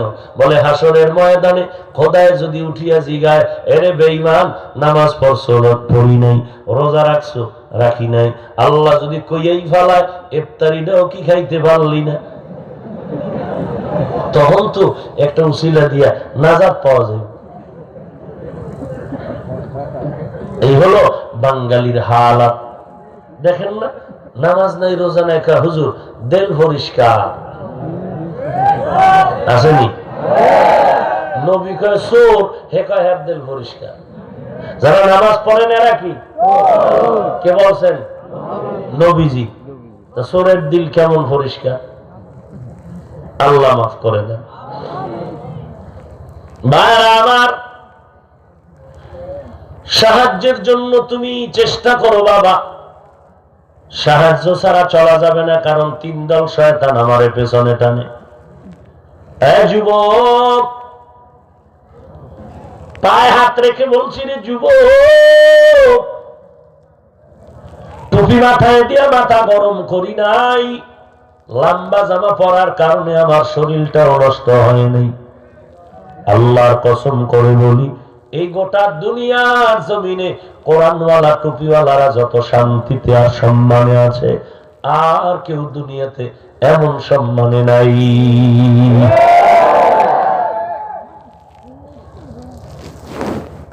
আরে আল্লাহর বান্দা, আগাও। সাহায্য ছাড়া চলা যাবে না রে বাবা। তবে সাহায্য কার থেকে নিবেন? যার মধ্যে দুইটা দুর্বলতা নাই। এক নাম্বার, যার কোনো স্বার্থ নাই। দুই নাম্বারে, যার মধ্যে কোনো অভাব নাই। এর থেকে সাহায্য নাও, মন ভরে তুমি সাহায্য পাইবা। এবার নজর করেন তো, দুনিয়াতে স্বার্থ নাই এমন একটা বান্দা আসেনি? আছে? বরং স্বার্থপর সবাই। মনে মনে ভেবেছিলাম আমার মা আমার বাবার মধ্যে কোনো স্বার্থ নাই, কিন্তু দোহার থানা ওসি সাহেবরে জিজ্ঞাসা করেন, ওসি সাহেব আপনার থানার ডায়েরি দেখে একটু বলেন, কত মা সন্তানের বিরুদ্ধে স্বার্থের টানে মামলা করেছে, আবার কত সন্তান মা বাবার বিরুদ্ধে মামলা করেছে। মিথ্যা নাকি সত্য? ডিজিটাল যুগে আরো আপডেট হয়ে গেছে, বলে মামলার দরকার নাই, ছুরি হাতে লয়ে জায়গায় জবাই করে দাও। মা বাবায় সন্তানের জবাই করে, সন্তানকে মা বাবায় জবাই করে। আছে না নাই? কই ইন্ডিয়া? সোনার বাংলায় মিয়া কোথায়? সোনার বাংলার ইতিহাস। মা তার মেয়েটাকে দিয়া ওপেনে জেনার ব্যবসা করায় মা। বাবায় তার আপন মেয়েকে হোটেলের মধ্যে ঢুকাইয়া কয়, আজকের জন্য তুই আমার স্ত্রীর মতো থাকবি।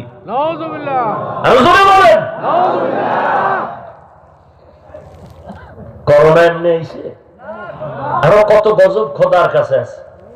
আগুনের বৃষ্টি শুনছেন, পাথরের বৃষ্টি।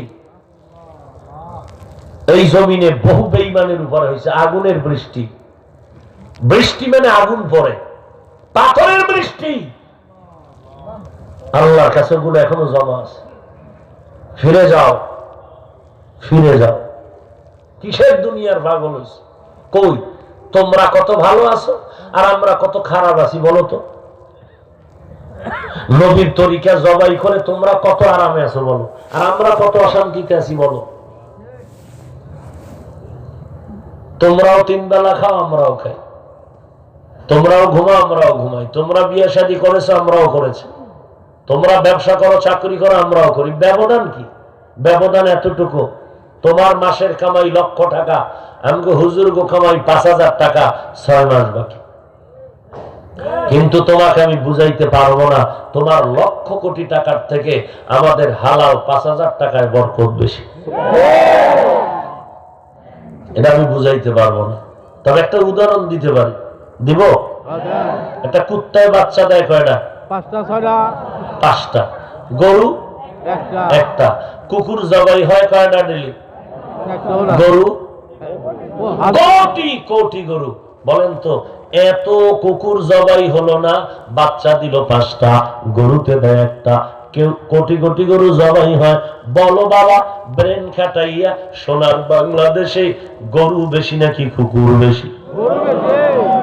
এই জবাবটা আমার দাও। কেন কেন জবাব দাও, তো বুঝবো তুমি কেতনা বুদ্ধিজীবী। এত বুদ্ধিজীবী যে পণ্ডিতি করো, এখানে অঙ্কটা মিলে দাও। যাও, তোমার সাথে আর কিছু নাই। হুজুরের আমরা কানে ধরে উঠবো আর বসবো, তোমার পণ্ডিত্য কোথায় দেখা যাক, খালি অঙ্কটা মিলিয়ে দাও। কুত্তা বাচ্চা দেয় 5টা, গরুতে দেয় 1টা। কোন কেউ কুত্তা তো জবাই করবে দূরের কথা, বেঈমানেরা কুত্তা কোলে নিয়ে ঘুমায়, নিজের আপন বাচ্চারে কোলে নেয় না। আর গরু বাচ্চা দেয় 1টা, কোটি কোটি কোটি গরু জবাই হয়। যেই ভারতে গরু নিয়ে কিলাকিলি জবাই হবে না, সেখানেও জবাই হিন্দুরা খাবে না। এই মজার গোশত সারিয়া লাভ কি, খাইয়া লাভ তওবা পরে করুন। তাহলে এরপর গরু বেশি কুকুর কম, এই অঙ্কটা মিলাইয়া দাও, তোমার বুদ্ধিজীবী তখন বাইর হইব। এত মাস্তানি করো, এই অঙ্ক মিলাইয়া দাও। তোমাদের গোলামি করবো আমি, যাও এই অঙ্কটা মিলিয়ে দাও। হুজুর গো মাথায় কিছু নাই, কিচ্ছু দেওয়ার দরকার নাই, তোমাদের গোলাম হয়ে থাকবো, এই অঙ্কটা মিলিয়ে দাও। ওই বয়ান তো আমরা করি, হালাল থাকার কারণে বরকতে বয়ান তো করি আমরা। আপনারা যেহেতু খোদার বয়ান মানেন না, অঙ্কে কলম দিয়ে মিলিয়ে দাও, দেখি কতদূর বুদ্ধি তোমার আছে। তার মা ছেড়া ছাড়া জীবনে মিলাইতে তো পারবেই না। আল্লাহ হেদায়েত দান করুন। এই প্রশ্নের যেই জবাব, আপনাদের কোটি টাকায় বরকত নাই, আমাদের 5000 টাকায় বরকত। কেমনে? আপনার ঘরে সন্তান কম, কারণ আপনি বেদিনদের স্লোগান শিখছেন, ছেলে হোক মেয়ে হোক দুটোর বেশি নয়, একটা হলে ভালো হয়, না হইলে আরো ভালো হয়। আর আমরা নবীর হাদিস শুনছি, নবী বলেছেন, ও উম্মতের দল, ওই ঘরের মাইয়া বিয়া করবা যেই ঘরে সন্তান বেশি হবে। হাসরের ময়দানে আমি নবী উম্মতের বড় কাফেলা নিয়া আমি আগে আগে জান্নাতের মধ্যে ঢুকবো।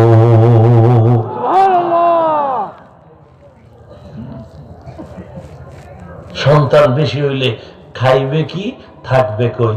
এগুলো বেদিনদের স্লোগান। খাওয়ার মালিককে আল্লাহ, বাসস্থান দেওয়ার মালিককে আল্লাহ। আল্লাহটা নিয়ে আপনি এত টেনশন করেন কেন? না খাইয়া মরছে কে? মানুষ খাইয়া মরছে, বেশি হয়েছে, জাগাত মরে গেছে। না খাইয়া কেউ মরে না। কি খাওয়ান যে খায়, খাইতে খাইতে খাইতে আর লোকমা দিতে পারে না, হইয়া গেছে। ইমামের টেলিফোন করে, বইয়া বইয়া নামাজ পড়া যায় আছে, হুইয়া হুইয়া, কারণ যে খাওয়ান খাইছি বাবার কোনো কায়দা নেই, হুইয়া হুইয়া পড়তে হইছে।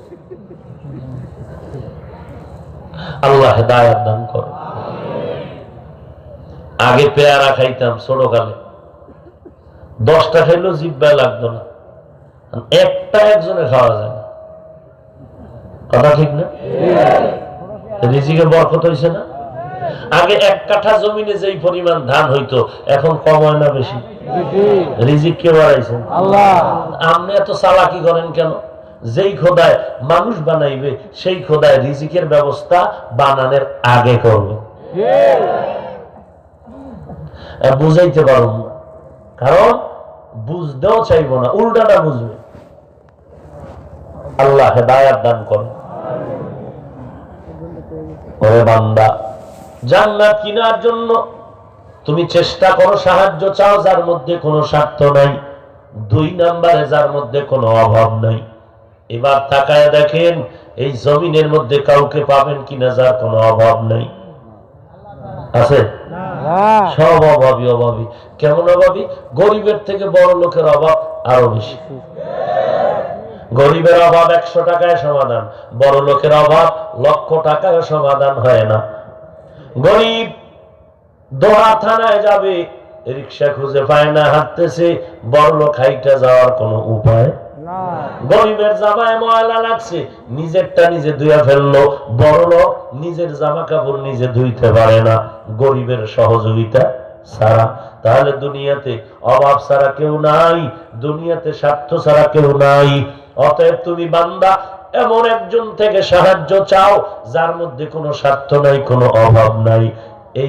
এই গুণের একজন মাত্র পাওয়া যাবে, তিনি হলেন আপনার আমার মালিক একমাত্র আল্লাহ। আল্লাহ বলেন ইয়া আইয়ুহান নাস আনতুমুল ফুকারাউ ইলাল্লাহ ওয়াল্লাহু হুয়াল গনিয়্যুল হামিদ। এরা নবীর উম্মতের দল, আল্লাহর দরবারে সাহায্য চাও।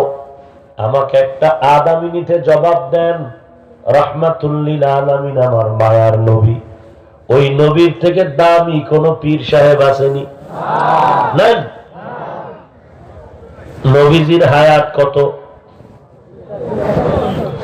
ওই 63 বছর হায়াতের মধ্যে নবী বলেন কোন কিছুর প্রয়োজন হতো কিনা? হইতো। বলেন কোন মাজারে গিয়ে নবী চাইতেন? ঈসা নবীর মাজারে, ইব্রাহিম নবীর মাজারে। কার কাছে চাইতেন?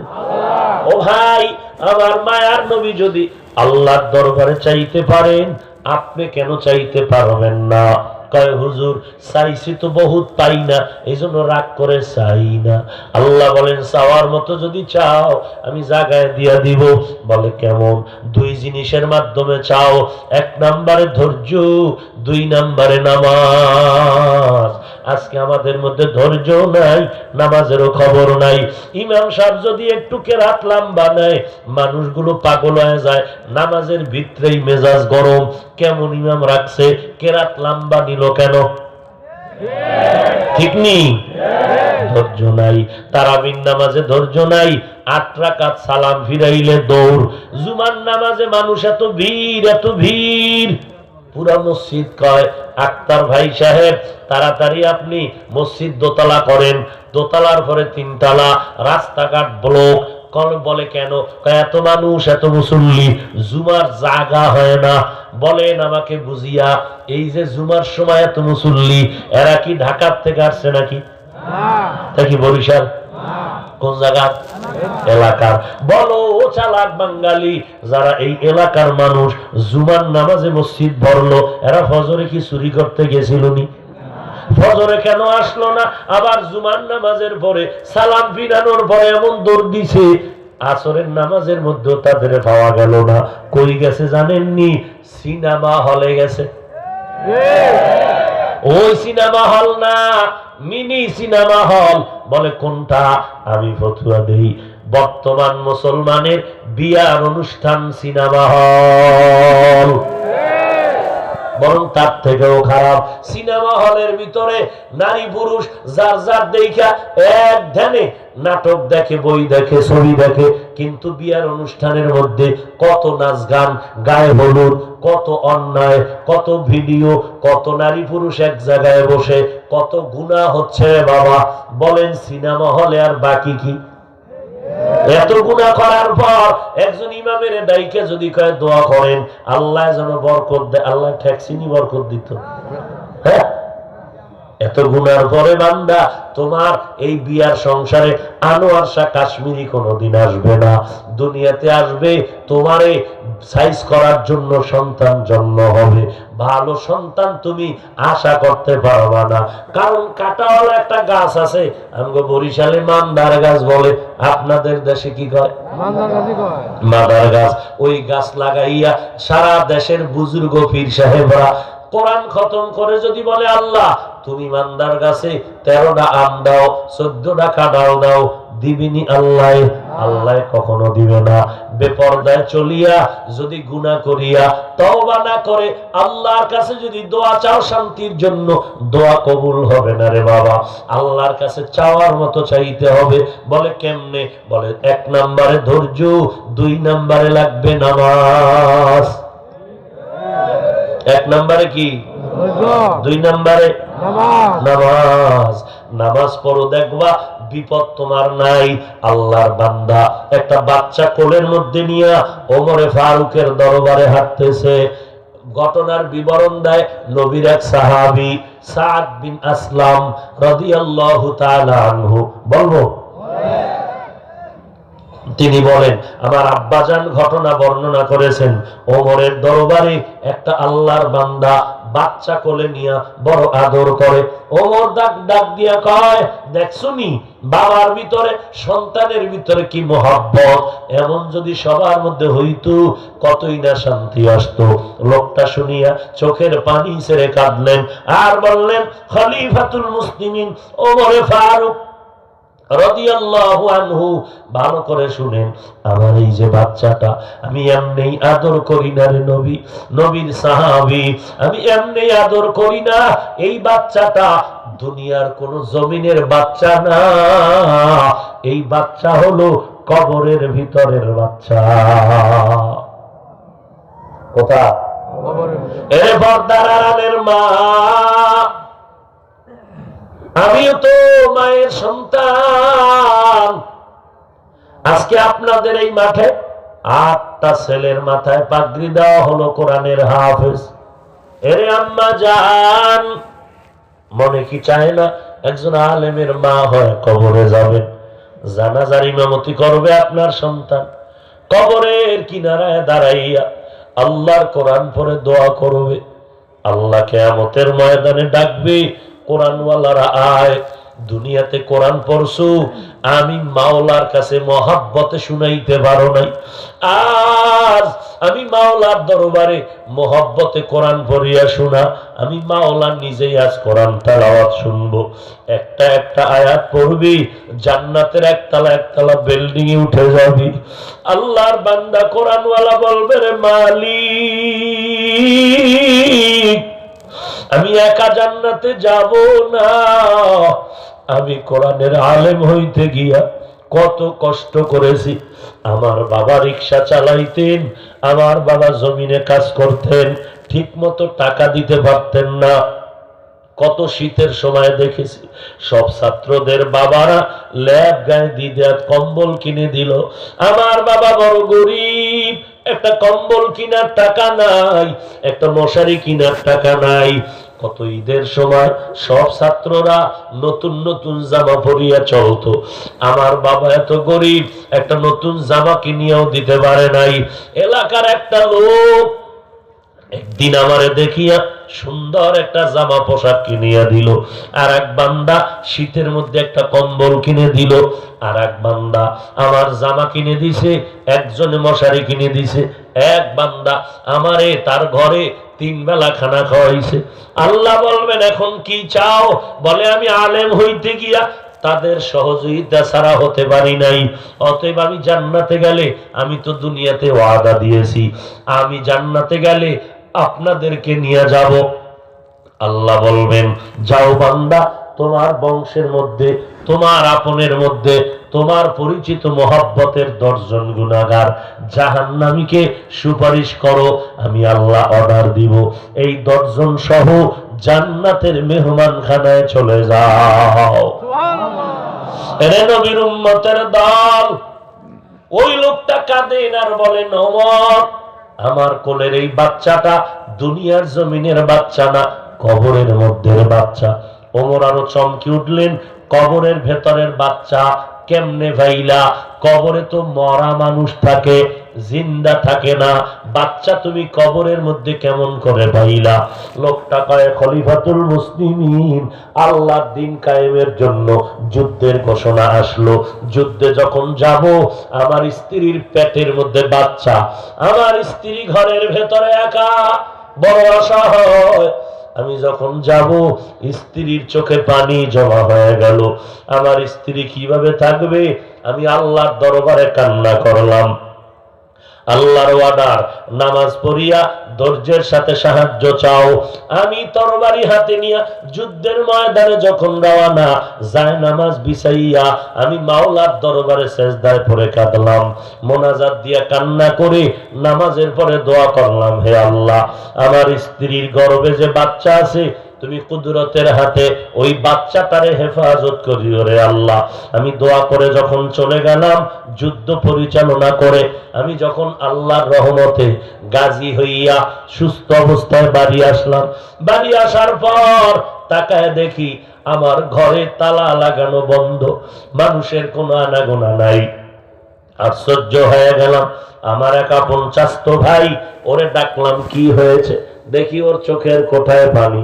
বলে ভাইজান, তোমার স্ত্রী তুমি যাওয়ার 2-1 দিন পরে ইন্তেকাল হয়ে গেছে। আমি হাউমাউ করে কান্না শুরু করলাম, ও দয়ার মালিক, তুমি এমন পরীক্ষা আমারে ফেলাইছো, ধৈর্য ধারণ করার তৌফিক দিও। কারণ ধৈর্য ধারণকারীদেরকে হাসরের ময়দানে আল্লাহ বলবেন, যা যা তোরা জান্নাতে চলে যা, কোনো হিসাব নেওয়া হবে না। ইন্নামা ইউয়াফাস সাবিরুনা আজরাহুম বিগাইরি হিসাব।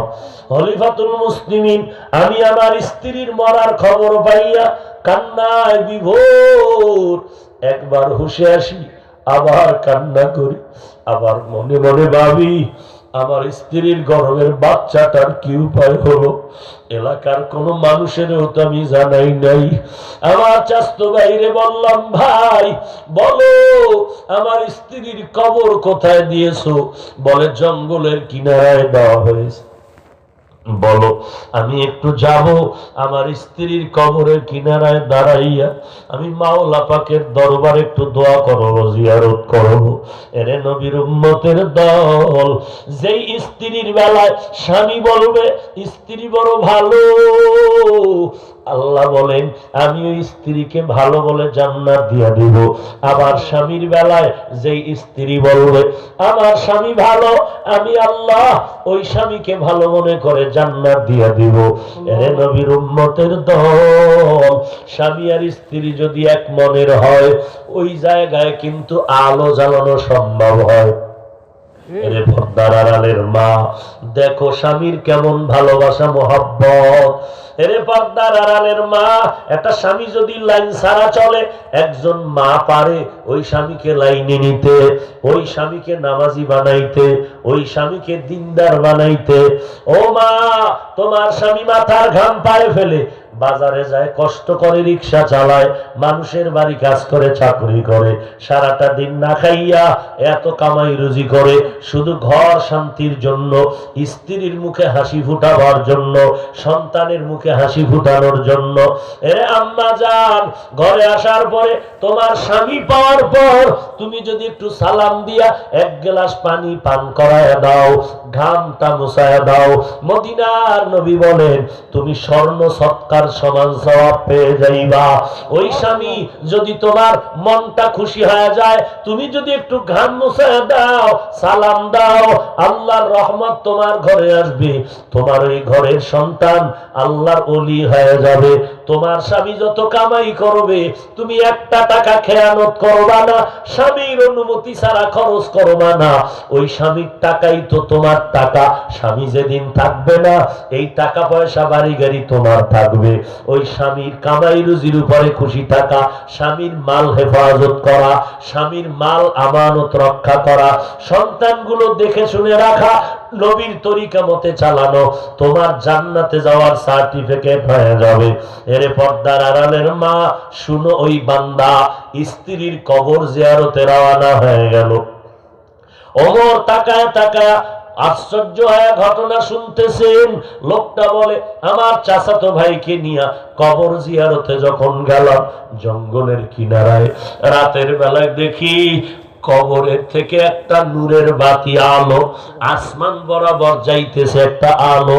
আমি আশ্চর্য হয়ে বললাম, ভাই এই সুন্দর আলো কিসের?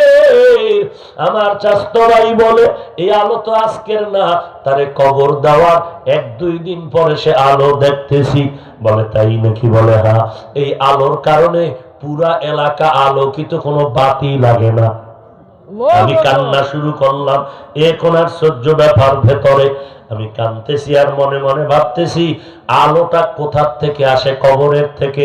এখন কিসের আলো? আমি কবর খনন করব, ভিতরটা দেখবো। লোক ডাকলাম কবর খননের হাতিয়ার নিয়া।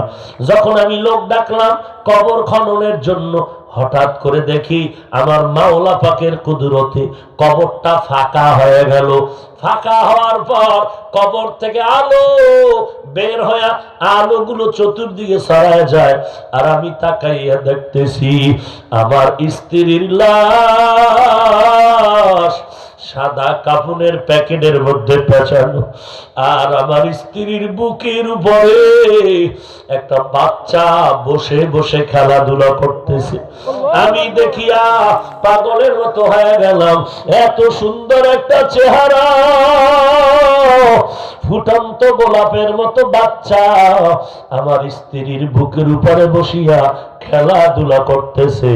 এই অবস্থা দেখিয়া আমি বাচ্চাটারে কোলে নেওয়ার জন্য হাত বাড়াইয়া কবরের দিকে যখন নামতেছি, হঠাৎ করে গাইবি আওয়াজ, কে যেন আমাকে ডাক দিয়া কয়, ওরে আল্লাহর বান্দা, এইটাই তো তোমার দোয়ার ফসল। ওই বাচ্চা তোমার স্ত্রীর গর্ভে ছিল, তুমি না যুদ্ধে যাওয়ার সময় আল্লাহর দরবারে দোয়া করেছো, আয় আল্লাহ তুমি আমার স্ত্রীর বাচ্চা হেফাজত করিও। ওই দিন যদি তুমি আর একটু বাড়াইয়া দোয়া করতা, আয় আল্লাহ তুমি আমার বাচ্চা সহ আমার স্ত্রীকেও তুমি হেফাজত করিও। আল্লাহর কাছে এইভাবে যদি বলতা, আল্লাহ তোমার বাচ্চা সহ স্ত্রীটাকেও হেফাজত করতেন। আল্লাহ পাক রব্বুল আলামিন বলেন, দেখো রে বান্দা, আল্লাহ কিভাবে তার বাচ্চাটারে হেফাজত করছে। ওই আল্লাহ তো এখনো আছেন। এরে নবীর উম্মতের দল, আজকে তোমার ঈমান দুর্বল, আমল দুর্বল, আমল দুর্বল, ইলম দুর্বল, আল্লাহর কাছে দুই ফোঁটা চোখের পানি ছেড়ে কান্না করো, আল্লাহ জীবনে আর নামাজ ছাড়বো না, গুনাহ করে করে জীবনটারে নাপাক করেছি, ও আল্লাহ তুমি আমার ঈমান হেফাজত করো, তুমি আমার আমল হেফাজতের তৌফিক দান করো। আর নামাজ ছাড়বো না, বেপরদায় চলবো না, মা বাবাকে কষ্ট দিব না, নবীর তরিকার বাহিরে চলবো না, আলেম ওলামাদের বিরোধিতা করবো না। আয় আল্লাহ আমাদের তওবাওয়ালা জীবন দান করেন, তওবার উপরে মজবুত হইয়া চলার মতো তৌফিক দান করেন, আমিন। আলহামদুলিল্লাহি রাব্বিল আলামিন, ওয়াসসালাতু ওয়াসসালামু আলা সাইয়্যিদিল আমবিয়াই ওয়াল মুরসালিন ওয়া আলা আলিহি ওয়া আসহাবিহি আজমাইন। ইয়া আরহামার রাহিমিন, ইয়া আরহামার রাহিমিন, ইয়া আরহামার রাহিমিন। রাব্বিরহামহুমা কামা রাব্বায়ানি সগীরা। আল্লাহুম্মা ইন্নাকা আফুউন তুহিব্বুল আফওয়া ফা'ফু আন্নী। আল্লাহুম্মা ইন্না নাউযু বিকা মিনাল বারাসি ওয়াল জুনুনি ওয়াল জুজামি ওয়া মিন সাইয়্যিল আসকাম। আয় আল্লাহ আমাদেরকে মাফ করে দেন, মাহফিল কবুল করে নেন, আয়োজনকারীদের কবুল করে নেন, সহযোগিতা যারা করেছেন কবুল করে নেন, মাদ্রাসা কবুল করে নেন, মসজিদ কবুল করে নেন, মা বোনদের কবুল করে নেন, উলামায়ে কেরামদের কবুল করে নেন, চাকরিজীবী ব্যবসায়ী শ্রমিক সবাইকে কবুল করেন। আমার কলিজার টুকরা যুবক ছাত্র ভাইদের কবুল করে নেন, সন্তানগুলো দিনদার বানায় দেন, এলাকায় শান্তি দান করেন। আয় আল্লাহ সবাইকে 5 ওয়াক্ত নামাজি বানায় দেন, সহিভাবে কোরআন পড়ার তৌফিক দান করেন, মুসিবত থেকে হেফাজত করেন, সারা দুনিয়ার মানুষকে শান্তি দান করেন, বাংলাদেশ শান্তির দেশ বানায় দেন, মহামারী থেকে হেফাজত করেন। আয় আল্লাহ সবার কামাই রুজিতে বরকত বাড়ায় দেন। আয় আল্লাহ দিলের ন্যাক আশা পূরণ করে দেন। আয় আল্লাহ মোবাইলের গুনাহের থেকে হেফাজত করেন, মোবাইলের গুনাহের থেকে হেফাজত করেন, মোবাইলের গুনাহের থেকে হেফাজত করেন।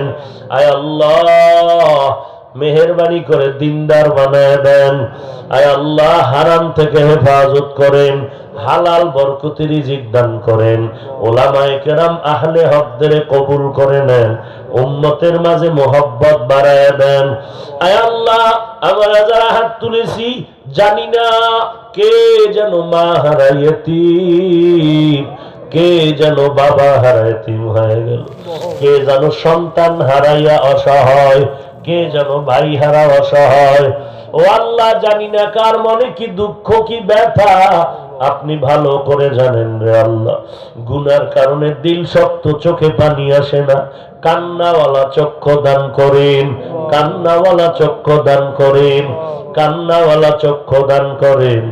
আয় আল্লাহ, যার মা নাই, এতিম হয়ে হাত তুলেছে, মা বলে ডাকতে পারে না, বাবা বলে ডাক দিতে পারে না, আয় আল্লাহ যারা মা হারা বাবা হারা এতিমের মতো হাত তুলেছে, মেহেরবানি করে সবার কবর জান্নাতের বাগান বানায় দেন। যারা বেঁচে আছেন হায়াত বাড়ায় দেন, দীর্ঘ নেক হায়াত দান করেন, দীর্ঘ নেক হায়াত দান করেন। মা বাবা সন্তান ওস্তাদ ছাত্র স্বামী আর স্ত্রীর মাঝে মোহাব্বত বাড়ায় দেন। আয় আল্লাহ গুনাহ মুক্ত ফিতনা থেকে জিন্দেগি হেফাজত করেন। আয় আল্লাহ ফিতনা থেকে হেফাজত করেন। আমাদের দিল থেকে হিংসা অহংকারী দূর করে ইখলাস দান করে দেন। আয় আল্লাহ হাসেদিন মুনাফিক দুশমন থেকে হেফাজত করেন। চলার পথে ইজ্জতের সাথে হেফাজত করেন। নবীজির রওজায় গিয়া সালাম দেওয়ার তৌফিক দান করেন। বাইতুল্লাহর গিলাফ ধরে লাব্বাইক বলার তৌফিক দান করেন। আয় আল্লাহ কুদরতের হাতে কবুল করে নেন। আয় আল্লাহ সারা দুনিয়ায় নিরাপদে ইজ্জতের সাথে খেদমতের জন্য কবুল করে নেন। আয় আল্লাহ এলেমে আমলে আওয়াজে বরকত বাড়ায় দেন, রুহানিয়াত বাড়ায় দেন। আয় আল্লাহ জিন শয়তান মানুষ শয়তানের চক্রান্ত থেকে হেফাজত করেন, কুদরতের হাতে হেফাজত করেন আল্লাহ। আয় আল্লাহ এই মাহফিল নাজাতের জরিয়া বানায় দেন। এলাকার সবাইকে হেদায়েতের জিন্দেগি দান করেন। 5 ওয়াক্ত নামাজি বানায় দেন। মা বোনদের পর্দানিশী বানায় দেন। আয় আল্লাহ সকলের দিলের নেক আশা পূরণ করে দেন। আয় আল্লাহ আগামী ফেব্রুয়ারির 12 তারিখ শুক্রবার ঢাকাতে যে মাদ্রাসার খেদমত করি, ওই মাদ্রাসার মাহফিল কামিয়াবির সাথে কুদরতের হাতে কবুল করে নেন। আয় আল্লাহ ভরপুর কামিয়াবি দান করেন আল্লাহ। গায়বী খাজানা থেকে আপনার কুদরতি ভাবে আপনার খাস মোহাব্বতের বান্দাদের মাধ্যমে সমস্ত প্রয়োজনের আয়োজন করে দেন আল্লাহ। আয় আল্লাহ কুদরতি ভাবে মিটায় দেন আল্লাহ। নবীজির মোহাব্বতে আমাদের সকলের দোয়া মোনাজাত কবুল করে নেন। আয় আল্লাহ সরকার বাহাদুর থেকে সকল জনপ্রতিনিধিদেরকে দিনদার বানায় দেন। প্রশাসনিক ভাবে যারা কাজ করে সবাইকে দিনদার বানায় দেন আল্লাহ। আয় আল্লাহ মরণ পর্যন্ত নবীজির সুন্নাতওয়ালা জিন্দেগি দান করেন। হাসবুনাল্লাহু ওয়া নি'মাল ওয়াকিল, নি'মাল মাওলা ওয়া নি'মান নাসির। ওয়া সাল্লাল্লাহু তাআলা আলা খায়রি খালকিহি মুহাম্মাদিন ওয়া আলা আলিহি ওয়া আসহাবিহি আজমাইন। আমিন আমিন আমিন বিরহমাতিকা ইয়া আরহামার রাহিমিন।